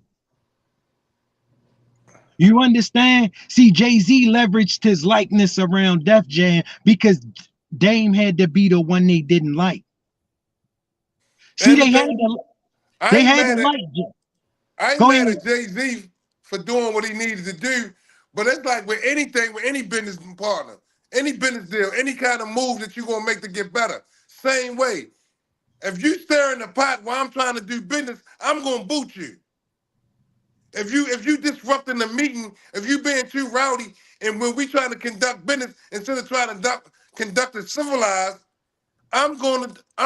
listen, we don't need him to be in the meeting for me to handle my business. Listen, what I'm saying is this, okay? You don't just get to boot your partner. That's not how it works. When y'all partners, you don't just get to boot him. And you gotta understand, him doing that is what the hell got y'all here. I get that. But if my partner, listen, if we partners, that means I have a say and you have a say, right? Well, and if I let me just slide in. We don't know the mechanics behind the Rockefeller. As riding off of what Dame says, Dame went off on Def Jam because he stated, you don't have a meeting with my artist without me being there. Now, if it's set up that Jay is Dame's artist, then Dame got every right to feel that way. But we can look at Jay, and I'm gonna go more into Dame, but now we look at Jay. Jay says, hey Dame, since you made me, make another Jay-Z. Stay right there.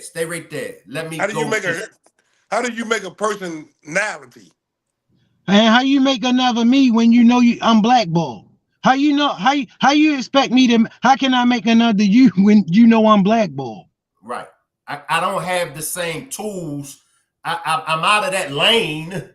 You know what I mean? And they're gonna make sure I can't get back in it. Right. You know what comes along with me being blackballed.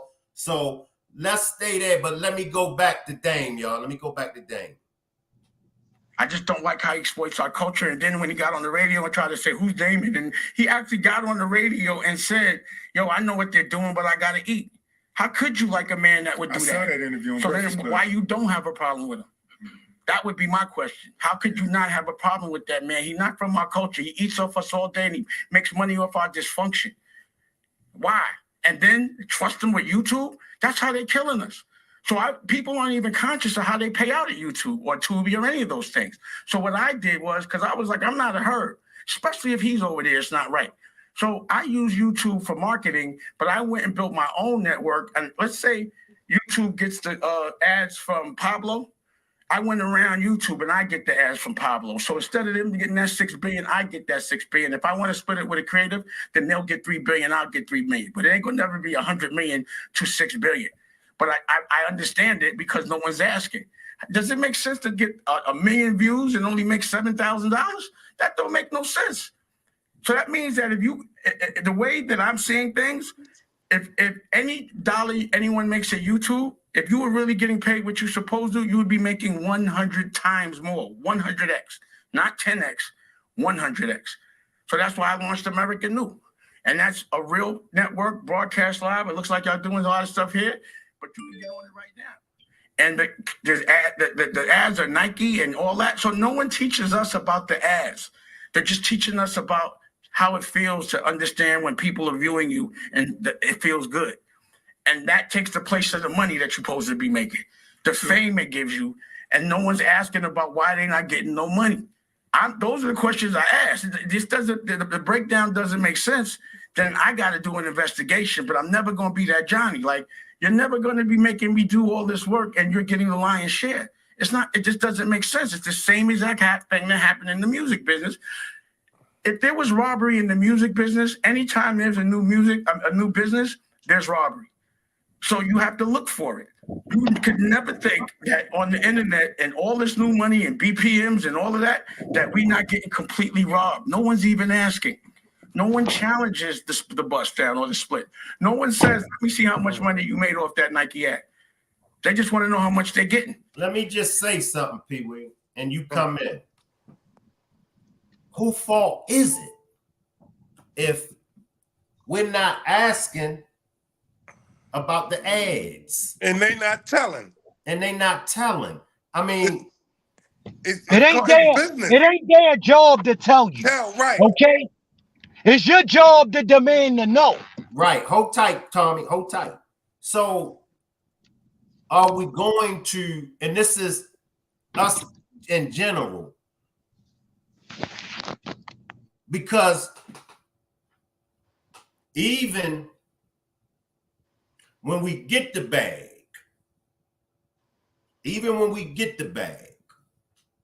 are we doing what we supposed to be doing when we get the bag?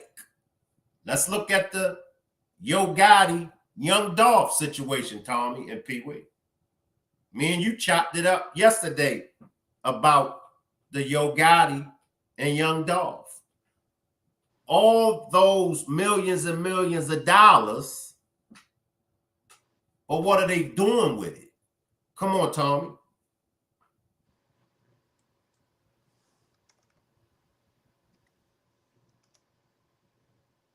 You there, bro? But yeah, come on, Pee-wee. Let me jump in there, yo. So what they doing? I don't even know if people see or eyes open enough to see, like, once if you don't stand strong with who you are, money will change you. All right, protecting my investment is one thing. That means moving out the hood, gotta get more protection on my family, moving my family. Okay, that's something else. But becoming someone else, allowing a substance like money or whatever to change you, meaning that you were never strong with who you were in the beginning.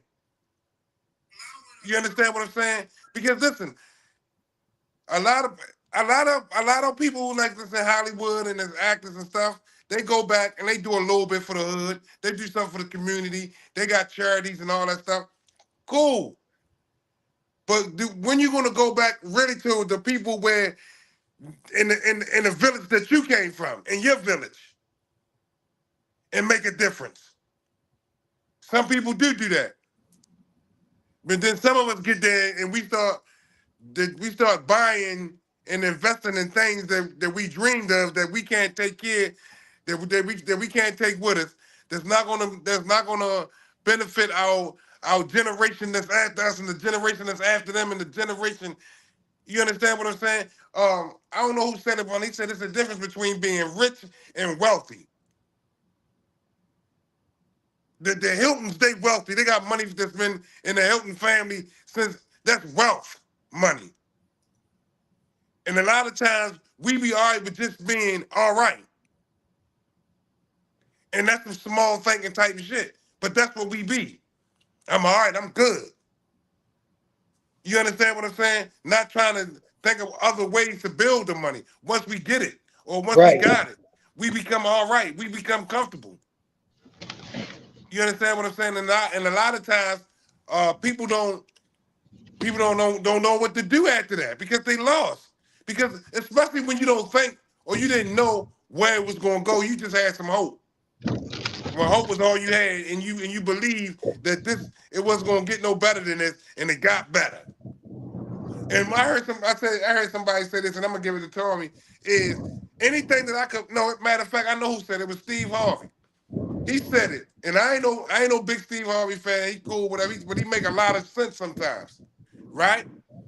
He said anything that stop allowing people to stunt your dreams, because anything that I can come up with in my mind, anything that my mind can perceive, I can bring it into reality. Anything that my mind come up with, I can make it happen because my vision wouldn't be my vision if I didn't see it. Anything the mind can conceive, the man can achieve. Yeah, you understand what I'm Yeah. saying? And But you gotta believe it first. exactly. But the thing about it is, a lot of people, let's say for instance, and it's the same thing he said. Let's say for instance, I tell you, yo, me, you, and Tommy, Shank, I want y'all to invest in my my beef hot dog business. Well, you see the way, now we all know the way that hot dogs is made. They made from all the leftover things, they smashed up and all that, and they put together, right? They formed into a hot dog. And you be like, yo, that's not gonna work. My mind perceives this. If you don't go along with it, if only one of you only Tommy come and say like, well, yo, I ain't investing in that because I don't believe it's gonna go nowhere. And then years later, we got Oscar Mayer, we got Nathan's, we got Frank's, we got all these different kinds of hot dogs, and it all came from my patent. And they all gotta pay me to make these hot dogs. And now I done made these hot dogs, and I'm getting all this money, right? Shay can't be mad at us because he ain't invest in it. That's my loss. Right. That's my ignorance. That's my ignorance. You see what I'm saying? Same way with anything else. If you don't gotta believe in it, but I believed in it enough, and I pitched it to somebody else who didn't believe in it. It's not my fault you didn't believe in it. And we gotta understand this happen every day. Okay, every day somebody pass up an opportunity that they just didn't believe in, and it take off. Okay, I done it a million times on the stock market. Okay, that's just the way the ball bounce. See, because every business not going to take off, you're not going to always make the right decision. All right, you sometimes listen, but you know a decision got to be made. So being as though you gonna live and die with it. All right,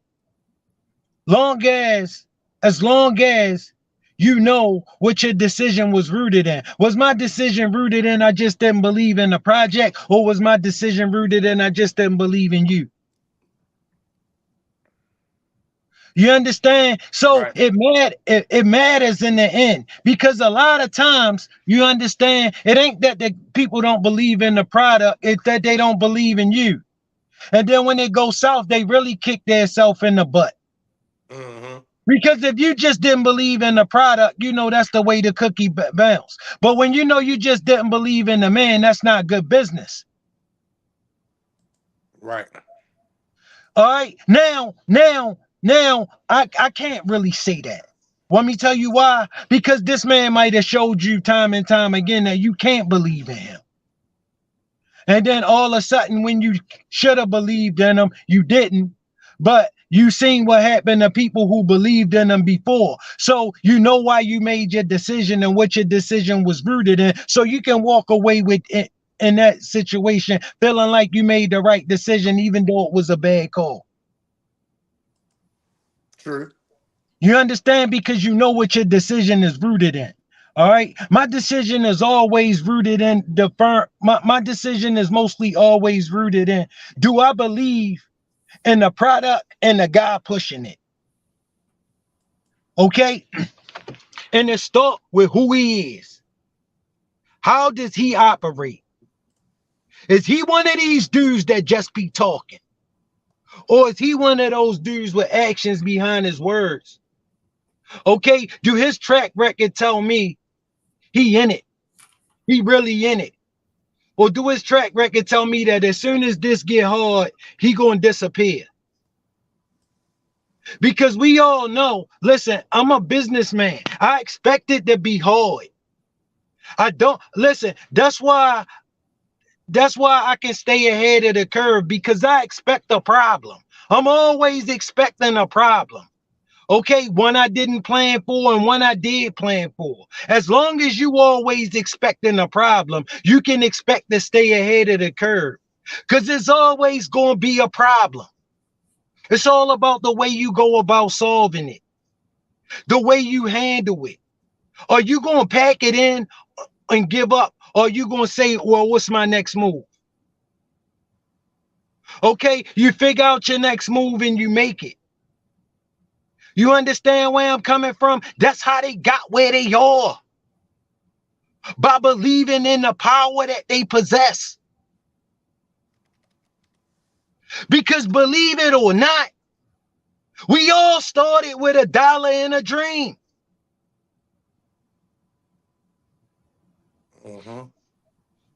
His dream might have been bigger than yours, but y'all started with the same thing. Because we don't come from a neighborhood of Donald Trump's where daddy was filthy rich and had his name printed on the side of jets, where the odds of me making it was astronomical. All I had to do was follow the blueprint. I had to go get a blueprint. Then when that one failed, I had to go get another one. Then when that one failed, I had to go get another one. But I had to stay 10 toes down and believe in what I can achieve. Because I knew the greatness in Tommy. I knew what God gave me. I know this uncanny desire he gave me to win. I know the doggedness that I possess in my pursuit of winning.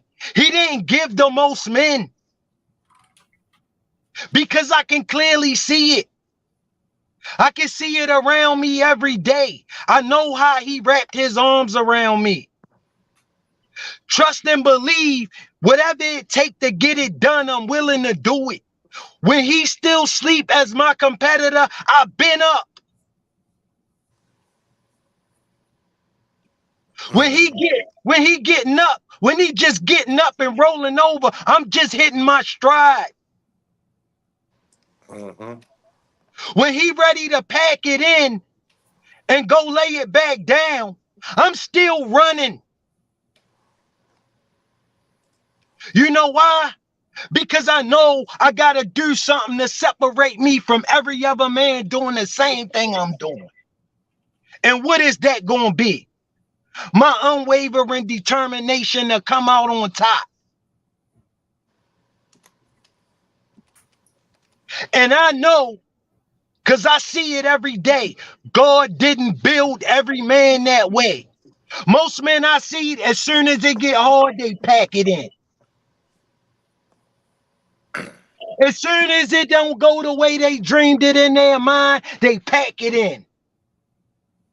Because ain't no plan going to go the way, because everybody got a business plan. Why you think most business plans fail in the first 2 years? 80% of businesses fail in the first 2 years. You know why? Because it wasn't as easy as he dreamed it. It wasn't as easy as he had it in his mind.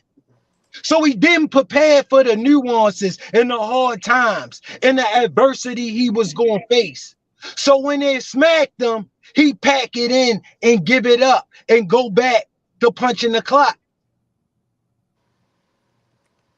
When nobody else believe in it, you got to still believe in it.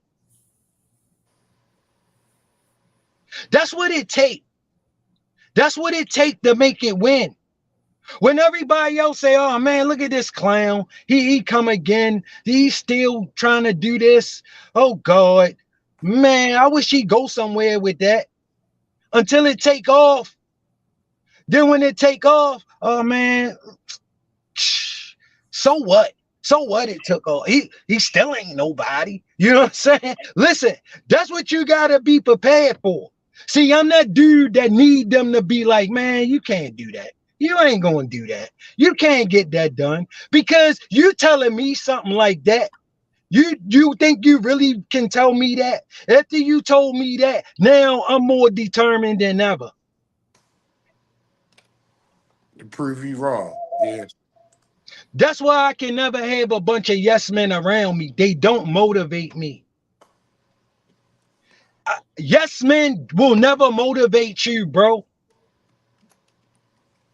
Because you need to keep striving to get better. How can I keep striving to get better if you keep telling me I'm right? If you keep telling me I'm awesome? If A you nigga keep don't telling me, challenge you. you understand where I'm coming from? I need somebody to get in my face and say, man, is that all you got? You really, yo, you had all day and that's all you got done? Really? Really? That's all you got done? I hope you don't think I'm impressed with that. You feel me? Because that's going to give you a level of vitriol and anger and motivation to say, who the hell he think he talking to? Right. But you can't do that with everybody that just keep applauding you every time you walk by. Tommy, can you came up for a minute? I want to use this as a thumbnail with you and Pee-wee. Can you came up for a minute? It got dark, Shank. That's why. No, you Hold good. on. Try to get a little light on it. All right, give me 1 second, Shank. 1 second. Slide in, Pee-wee. No, I see what he's saying, but at the same time, you know, people are with that situation. Like when it come down to doing business, you try to make business as easy and unconflict as possible. Even if you got to give it a lot of, and this is my problem with people is they don't want to. Sometimes you got to give a little to get a little. Sometimes you got to take a hit to make a bigger hit. Amen. You understand what I'm saying? People don't understand the sacrifice. The But you're gonna sacrifice have to that do that all the time. You're gonna do that a lot. You're right. gonna You take feel a me? hit to make a hit all the time. Right. You feel me? And a lot of people they don't see that. They don't see the sacrifice. Like I'm gonna take this small sacrifice because in the long run, I'm gonna get the bigger end of the stick. People don't understand that. They only thing they see is the sacrifice. But if you look at where sacrifice, listen, because look at the things that you sacrifice, Shank, to get you, or Tommy, to get to where we at today. You Think of gotta the be hard honest. times, the hard hits that we had to get to where we at. And then people like, well, what the don't nobody else gotta understand the hard hits, but we understood them. Right. We understood them. Why? Because listen, we know not to do that no more. I know if I'm ever confronted with that, how to handle that. Because guess what? I already took the hit. So when I'm telling my kids or I'm telling somebody else or I'm sharing with somebody else, like, nah, bro, you shouldn't do this or you shouldn't do that. You should do it like this. I'm not telling you something that I haven't experienced. I'm telling you because I done took the hard hit for you already. And you gotta understand is if I took the hard hit and I'm telling you what's gonna happen, you don't gotta take the hard hit. A lot of people don't understand that. A lot of people don't. And they still won't listen. But go ahead, Pee-wee. And exactly, they still won't.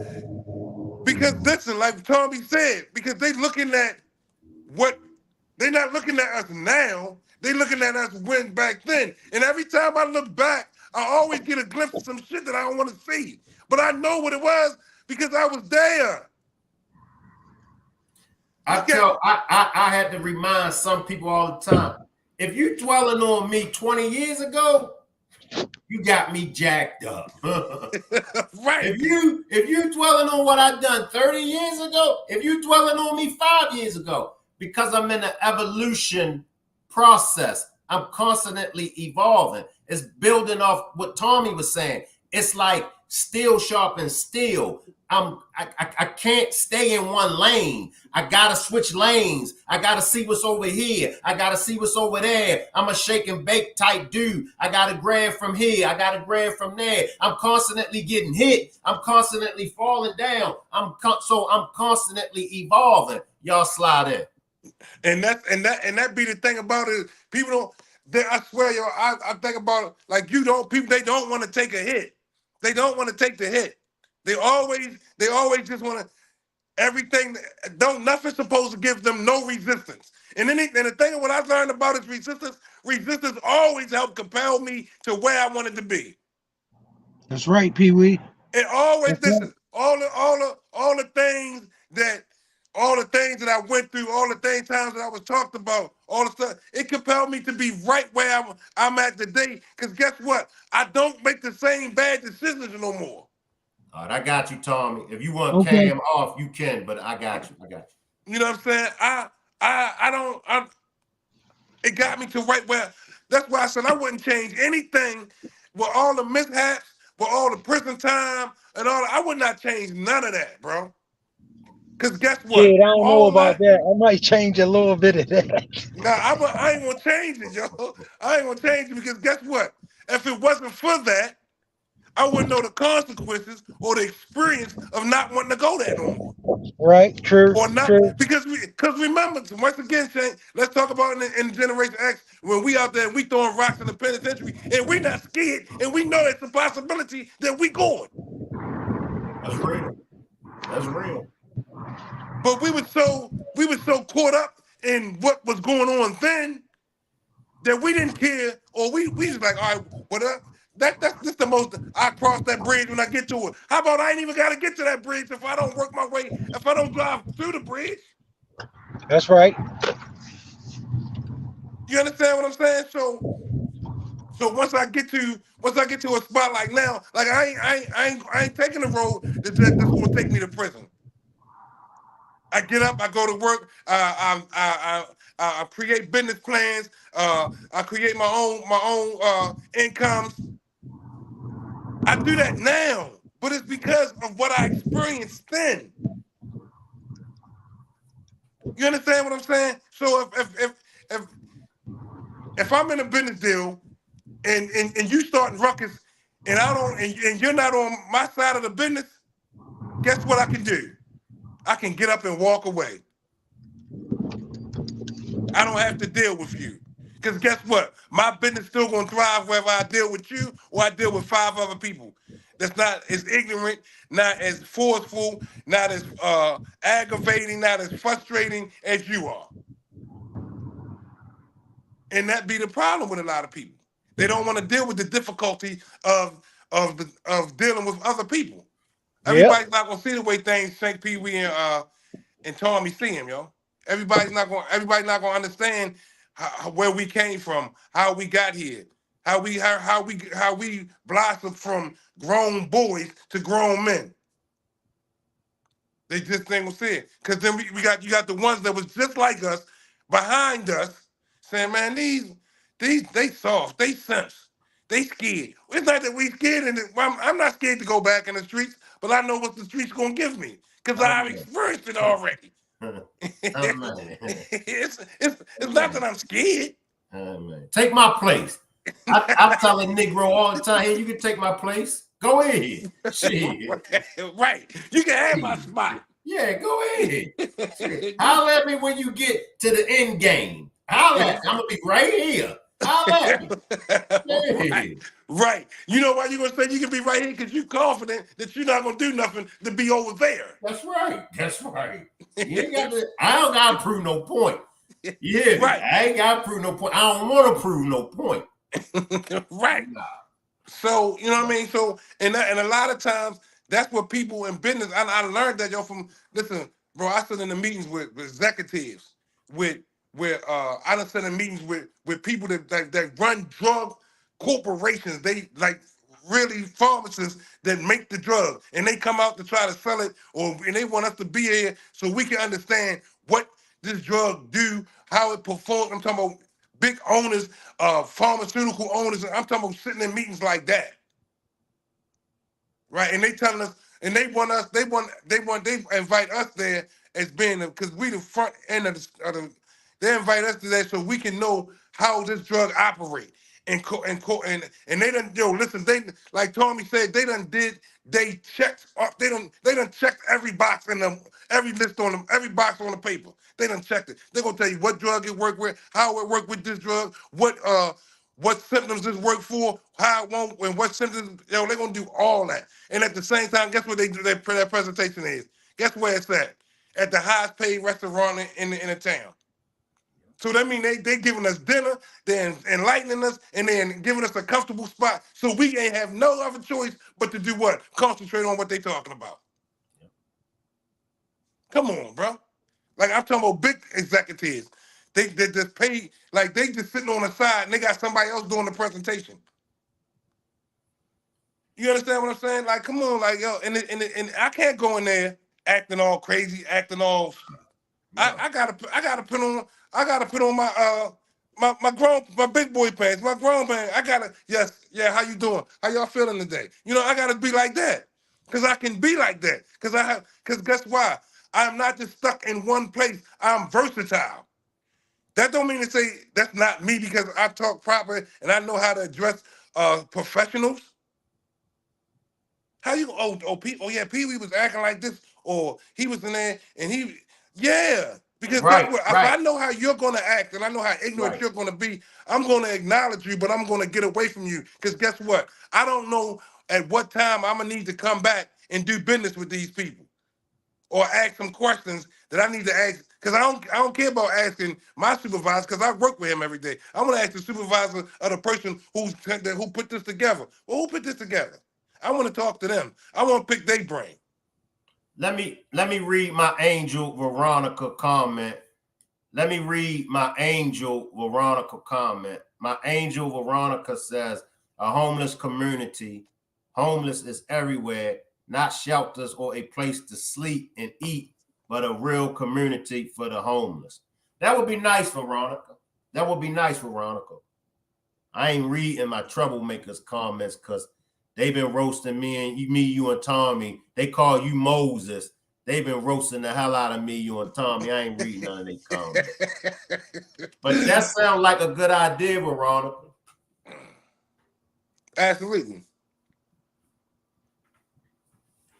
Yeah, I used, before this job, I worked at the Archdiocese. I worked for the Archdiocese in a homeless shelter as a peer specialist. And up in Philly? Yeah. I worked there for 2 years. And like, I got a lot of understanding of them guys on the streets. Because it takes some survival skills. It takes some humility. It takes for them they came to the shelter every night. We ain't let them in the shelter till 10 o'clock at night. I fed them. They was allowed to take a shower. And they was allowed to spend the night till 7 o'clock the next morning. Right? And a lot of them guys came in there every day, and this was their life. They would come to the shelter every day to eat, to shower, and some of them took more showers than people I know that got houses. They took a shower every night they came in there, yo. So that means you wouldn't even know he was a bum. He washed it. Look, they could wash their clothes, or we could wash their clothes. They could come back during the day, get their clothes washed, whatever the case may be.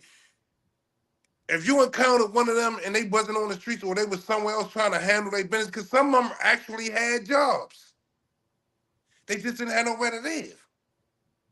They was earners. Or they didn't have no manageability. You understand what I'm saying? I'm talking about these people I work with. And they would, a lot of, and in the 2 years that I worked there, I only got almost in a scuffle 2 times. I got my window busted because I was doing my job. right, on my car, and then the other one was the dude he just was routing it with. But if you the way when I talked to him and when I addressed him, and the respect that I had for them, because even though they was homeless, they still was men. Right. And I still treat them like men and human beings. And they would call me Mr. Durrell and Durrell, what's going on? They would call me this stuff, right? And I'd be like, no, they be older than me. But they be like, no, but you the reason I said, you ain't gotta call me that. They're like, no, we do because we respect you because you respect us. I never yelled at them, disrespect them, never treat them like they were homeless. I treat them like they was men. You understand? I treated a human being like a human being. And it was crazy. I only got almost got in one scuffle. Other than that, that was the best job, one of the best jobs I had being in this field. You understand what I'm saying? But because I understand the functions of men. And now if I would have but guess where I got the function of men from? I got that from going and experience being incarcerated. Because regardless if you was a coward, whatever, in that form, you still a man. I don't care how you carried or what you did or how you feel about it. I'm gonna respect you until you disrespect me. But I demand respect. Like Tommy said, I demand it. It's not nothing. I'm gonna give it because I'm demanding it. I'm standing in it. Even in prison, Yeah. A homosexual will get respect. Yeah, absolutely. Because he's still a man. He's still a man. And you done seen, because I done seen some homosexuals put it on some Negroes. Yeah. And when he put it on you, ain't nobody gonna never let you forget No. that happened to you. No. So you better walk light. Right. You know Exactly. what I mean? Right. You could get beat up by any of the above and not get beat up by no. And I don't care how good he can fight. You better not get beat up by that. So you better choose your battles wisely and say, you know what? Yo, yeah, exactly. But other than that, yo, it's and that's another thing, Shank. A lot of people fighting unnecessary battles. Why? You know how much energy it takes to fight a battle or to run a. I had a dude, real wise wise dude named Floyd, right? He told me one time because y'all know me. I'm gonna give you what you give me. I used to be like that. I'm gonna give you what you give me, right? He told me, he said, if I exude the same energy that someone else is giving me, but I don't have the energy to absorb that, then they are in control of me. What? Once again, a man don't like to be controlled. Not at all. I said, what?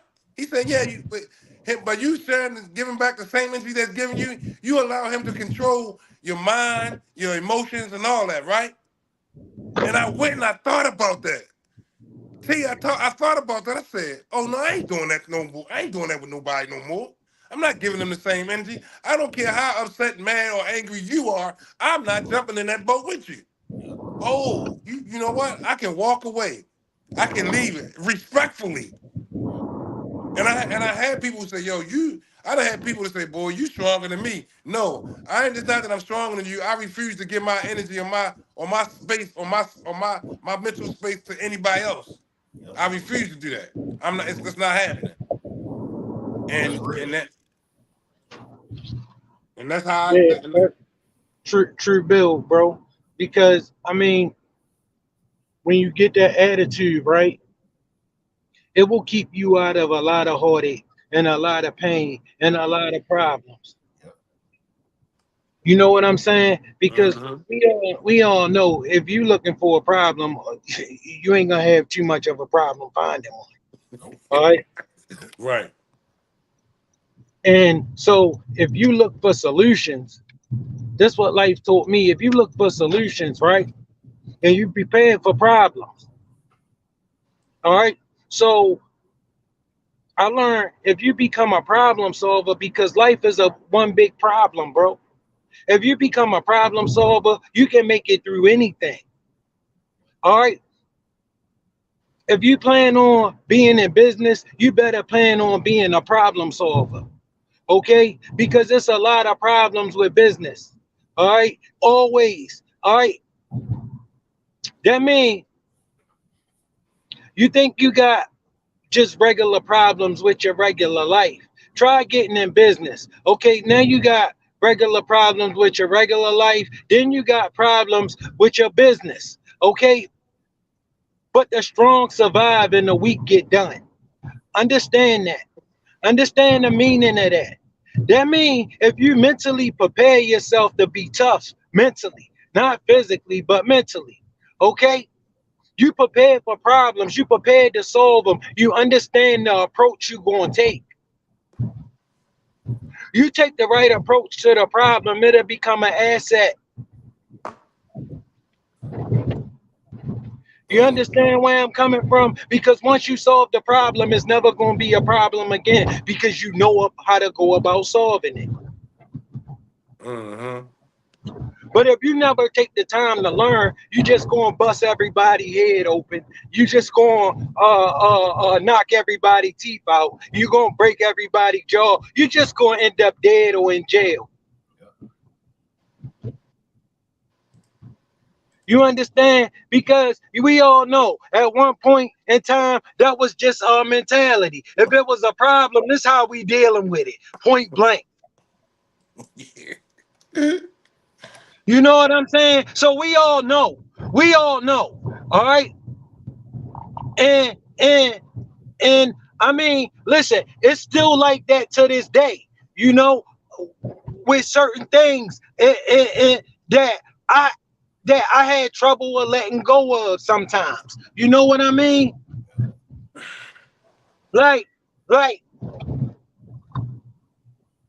for instance, right?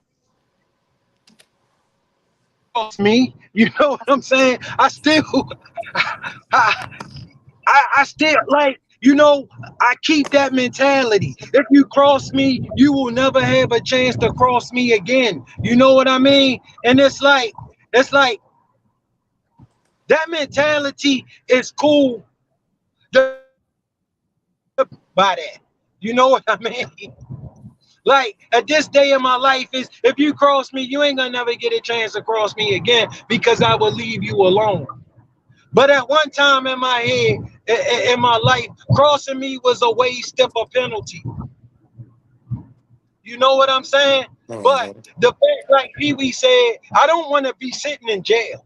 I don't want to listen. No. I love my life. Okay, I love my life. There's no way I would trade my life for 11x7. All right, bathroom that I gotta live in. Right. Yeah, to know.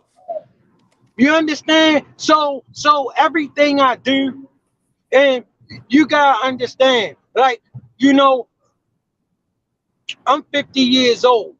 All right, and my criminal history is not one in my favor. You understand? So I don't have the kind of chances with the law a lot of other people got. You feel me? My my thing with law enforcement with me, if they catch me pissing in the alley, they want me to do some kind of time. They, you know, because simply because of my age and my history with law enforcement. No matter what I do, they gonna want me to do some kind of time.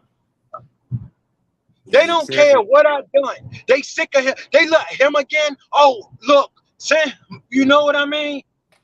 It's one of those things. So I gotta always be cautious and conscious of what I'm doing. I'm cautious and conscious of my behavior because I know where I don't want to be, and I can't let nothing trick me into being in a situation that I don't want to be in.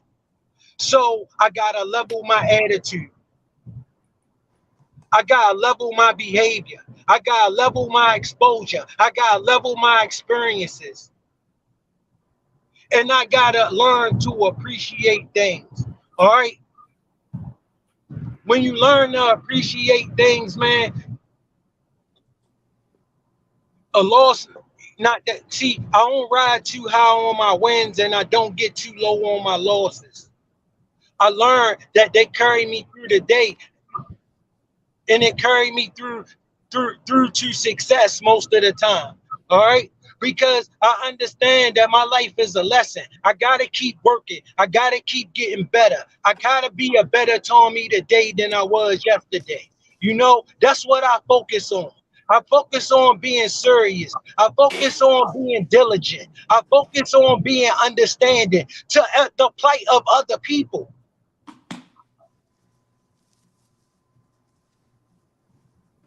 That's what make you a warrior, man. That's what make you a warrior, when you can understand the plight of the next man.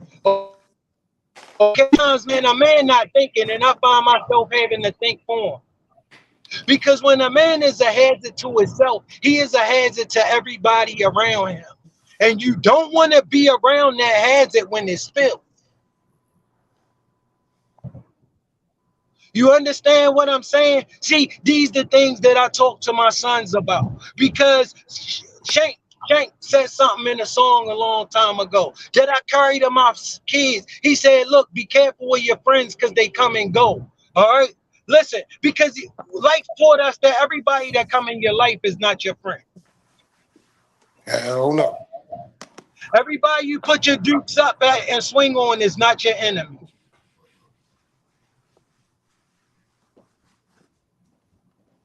To learn to discern and learn the difference. All right. Every offense don't require capital punishment. Men need to learn how to talk sometimes. You know what I'm saying? Because if we to learn how to talk sometimes, you know how much trouble with what it kept us out of. Amen. Amen. When two men can sit down and respond to each other with a level of respect and engage like men, you know how many problems can get worked out and solved. You know how many problems you will realize was never a problem at all. And sometimes you will even realize the problem was you. You was the problem. But you got to be open. You got to be willing. And you got to have reasonable expectation. You got to have rational information and have the information ready to use rationally. Because sometimes, man, a level head will save the day. Most of the guys in the penitentiary, I know, they in the penitentiary over their feelings. They ain't never getting out because they boys. They was boys, okay? They was boys who was in their feelings, man. Because they ain't have men around them to let them know your feelings is not a justification for your behavior.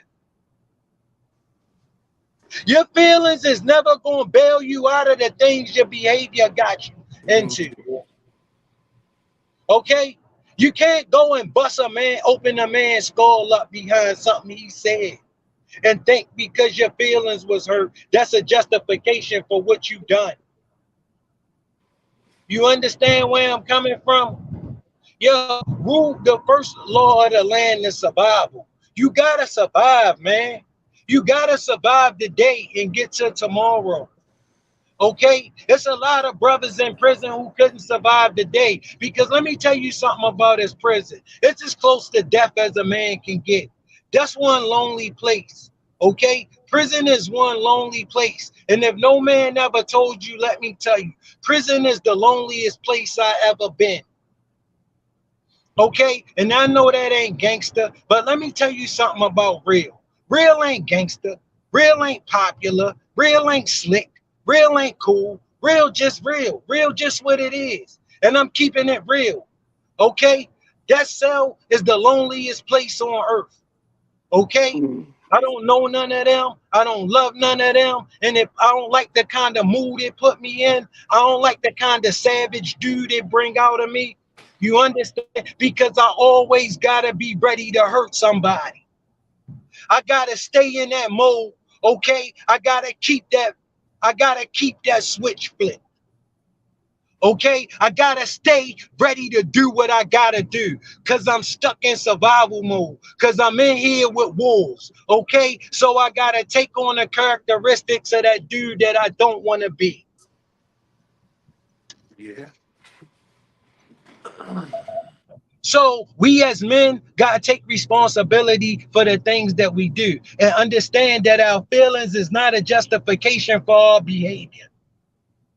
Okay, because somebody made you mad, listen, you went and shot him. Know that because he made you mad is not going to keep you from out of the penitentiary. Know that whatever he said to you is not going to keep you out of the penitentiary. This the things that's important to train into your sons. All right. Because as a man, when he go off, the kind of damage he'll do sometimes it'll be irreversible. And once you go down that path, it ain't no turning back.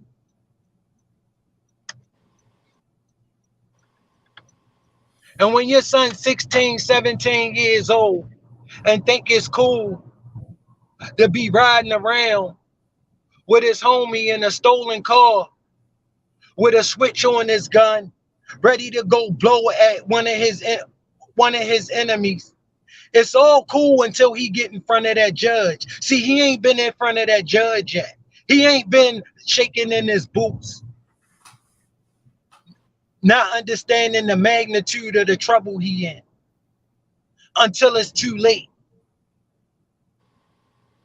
Because he was never taught that his feelings ain't going to never be a justification for his actions. He going to pay. Okay? He going to pay dearly. He going to spend the rest of his life somewhere he don't want to be. He never dreamed he would be because he thought he would get away with it. Guess what? He better, because if he don't, we know the fate he going to suffer. And it ain't going. Go ahead. Any last words before we get out of here, Pee-wee? No, just man, everybody keep going what they're doing. Do your best at what you're gonna do, and stay on top of you. Because once everything else get on top of you, you might can't find yourself.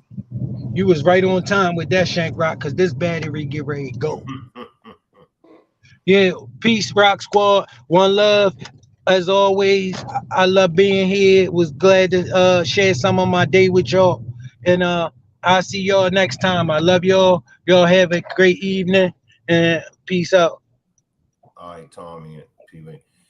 I know I was supposed to have done that demonstration on the main channel at 9:30 about Young Dolph and Yo Gotti. Was they beef really started over a female? And also the latest update in the Big Juke killing. I'm going to have to do that in the morning. So I'm hoping that you all can pull up around 9:30 in the morning for that Young Dolph and Yo Gotti's beef. I appreciate everybody for pulling up. Also, make sure everybody subscribe to the channel, definitely this backup channel, but also make sure y'all subscribe to the Still Swinging Podcast.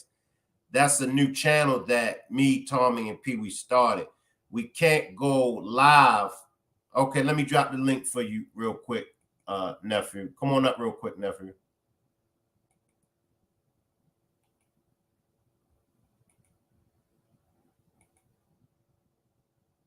Come on up real quick, Trelane. But until we get that the Still Swinging Podcast up to, I think it's 50. It might be 50. It's either 50 subscribers or 100 subscribers. Then we'll be able to do the demonstrations over there on the Still Swinging Podcast. What's up, nephew? What's up, Bong? What's up, Rock Squad? How you feeling? I'm all right. I'm hanging in there. I'm doing well. I just wanted to pull up because I totally agree with what Tommy is saying about sometimes as men, we act on impulse in certain situations. And if sometimes, because like he said, you guys are talking about the penitentiary, and you guys know I've been working in the jails for 14 years. So I kind of got a good, decent amount of insight as to, why a lot of the guys are in there, what they've been through, their whole situation, and this and that. So talking to a lot of guys, a lot of the times, man, a lot of them regret not just, like Tommy just said, a lot of them regret not just taking a second to just stop and think before they acted on impulse. And just like you say, if a man had a situation with another individual, a lot of times you want to knock their head off, depending on the situation and what they did to that man. You want to knock their head off, and sometimes that's not the answer. Sometimes it is though, depending on the situation, depending on what happened. Sometimes violence is the answer. Because I was just talking to a dude the other day. The dude, he loaned him money a few times. The dude never paid him back. He wasn't paying back. But mind you, he's doing this, doing that, going on trips, doing this and that. So he's like, yo, how you doing all this stuff and going on all these trips and you ain't paying me my money? Situations like that, I kind of understand. But sometimes as men, Tommy is absolutely 100% right. And even PWEE as well. Sometimes you have to just stop and think, because every action has a consequence. And sometimes as men, we just got to stop and think before we do certain things. But as men, we don't tolerate that disrespect. So we figure, all right, if somebody disrespect me, it's nothing to talk about. I'm a settle this with my hands. And a lot of times that's not always the answer. Being around, sitting and working in the jail with these guys, a lot of them are upset because they wish they could go back in time and just stop and think before they did what they did. And even in regards to with the whole Jay-Z and Dame situation, when you put the drop a 1 or 2 in the chat if we think Jay-Z was wrong, I put it 2 because I think at the end of the day, Jay-Z was around these guys, around Dame, around the whole group when he was doing the whole Rockefeller thing. He was around them long enough to see, and I think he might have realized that it was a video somebody put up, and it was Jay-Z and Dame and a group of guys in the group, and somebody was interviewing him. And he just had a look on his face like, yeah, these guys are not going to get me to where I need to be. Yep, you knew it. And I need to get rid of them. He knew it. Exactly. He knew it. You could see his whole expression. Right. You might know the video I'm talking about. His whole expression said it. Yep. Right. His whole expression said it. Exactly. His whole expression said it. So I think at some point in time, he just realized, these guys will be more of I'm not going to say a leech, but they wouldn't help him get to where he needs to get in life. And I think that's why he got rid of Dame, because he knows Dame better than we don't know him, but he knows him. So whatever he did for a reason. He knew that was in his best interest, financially wise. And, in the long term, he probably knew that was the best interest to do things on his own. And that's why I think he did what he did. And he got money off of it. He did what he did. And now he's in a better position than everybody else. I truly believe he knew what he was doing. He knew what he was doing when he got rid of the unnecessary baggage. Was it wrong? I mean, honestly, I ain't even gonna say I think it was wrong. I think he knew exactly what he was doing, and that's why he did what he did. He got rid of him, and he started doing his own thing. And once he started doing his own thing, he's where he at now. He's a billionaire. He knew what he was doing. I mean, he knew exactly what he was doing. So, that's why sometimes, like even like Tommy said just now, some people, and just like he said, he tells his sons, and I try to instill the same thing in my son. As you get older, you're going to realize a lot of people that you think are your friends aren't your friends. Some of them are there only because you're convenient to them, because you look out for them, you help them. But at the end of the day, not everybody's your friend. And even you had a good point. Not every enemy you think is your enemy. Right. But as you get older, you have to try to differentiate the people who have your best interest in their heart and the ones who don't, and the ones who are just trying to use you. And as a man, that doesn't only go for guys. That goes for females as well. Yeah. You have to try to differentiate which females are in there because they have a good heart for you, and some of them might just try to use you. And you have to differentiate that, because that's key. And that can stop you from getting where you need to get. And you really gotta know who's in it for you. And I think Jay-Z knew who was in it for him, and that's why he did what he did. That's all I had to say. I just wanted to pull up and say that, pretty much. I appreciate you, nephew. I see you tomorrow on the main channel when I do the Young Dolph and Yo Gotti demonstration. Yeah, I'll be there for sure. I appreciate you, nephew. All right. All right. I appreciate everybody for pulling up once again. Make sure y'all pull up tomorrow. It'll be early in the morning. It'll be like around 9:30 in the morning. And make sure y'all troublemakers, make sure y'all stay the hell out of my chat and my hallways.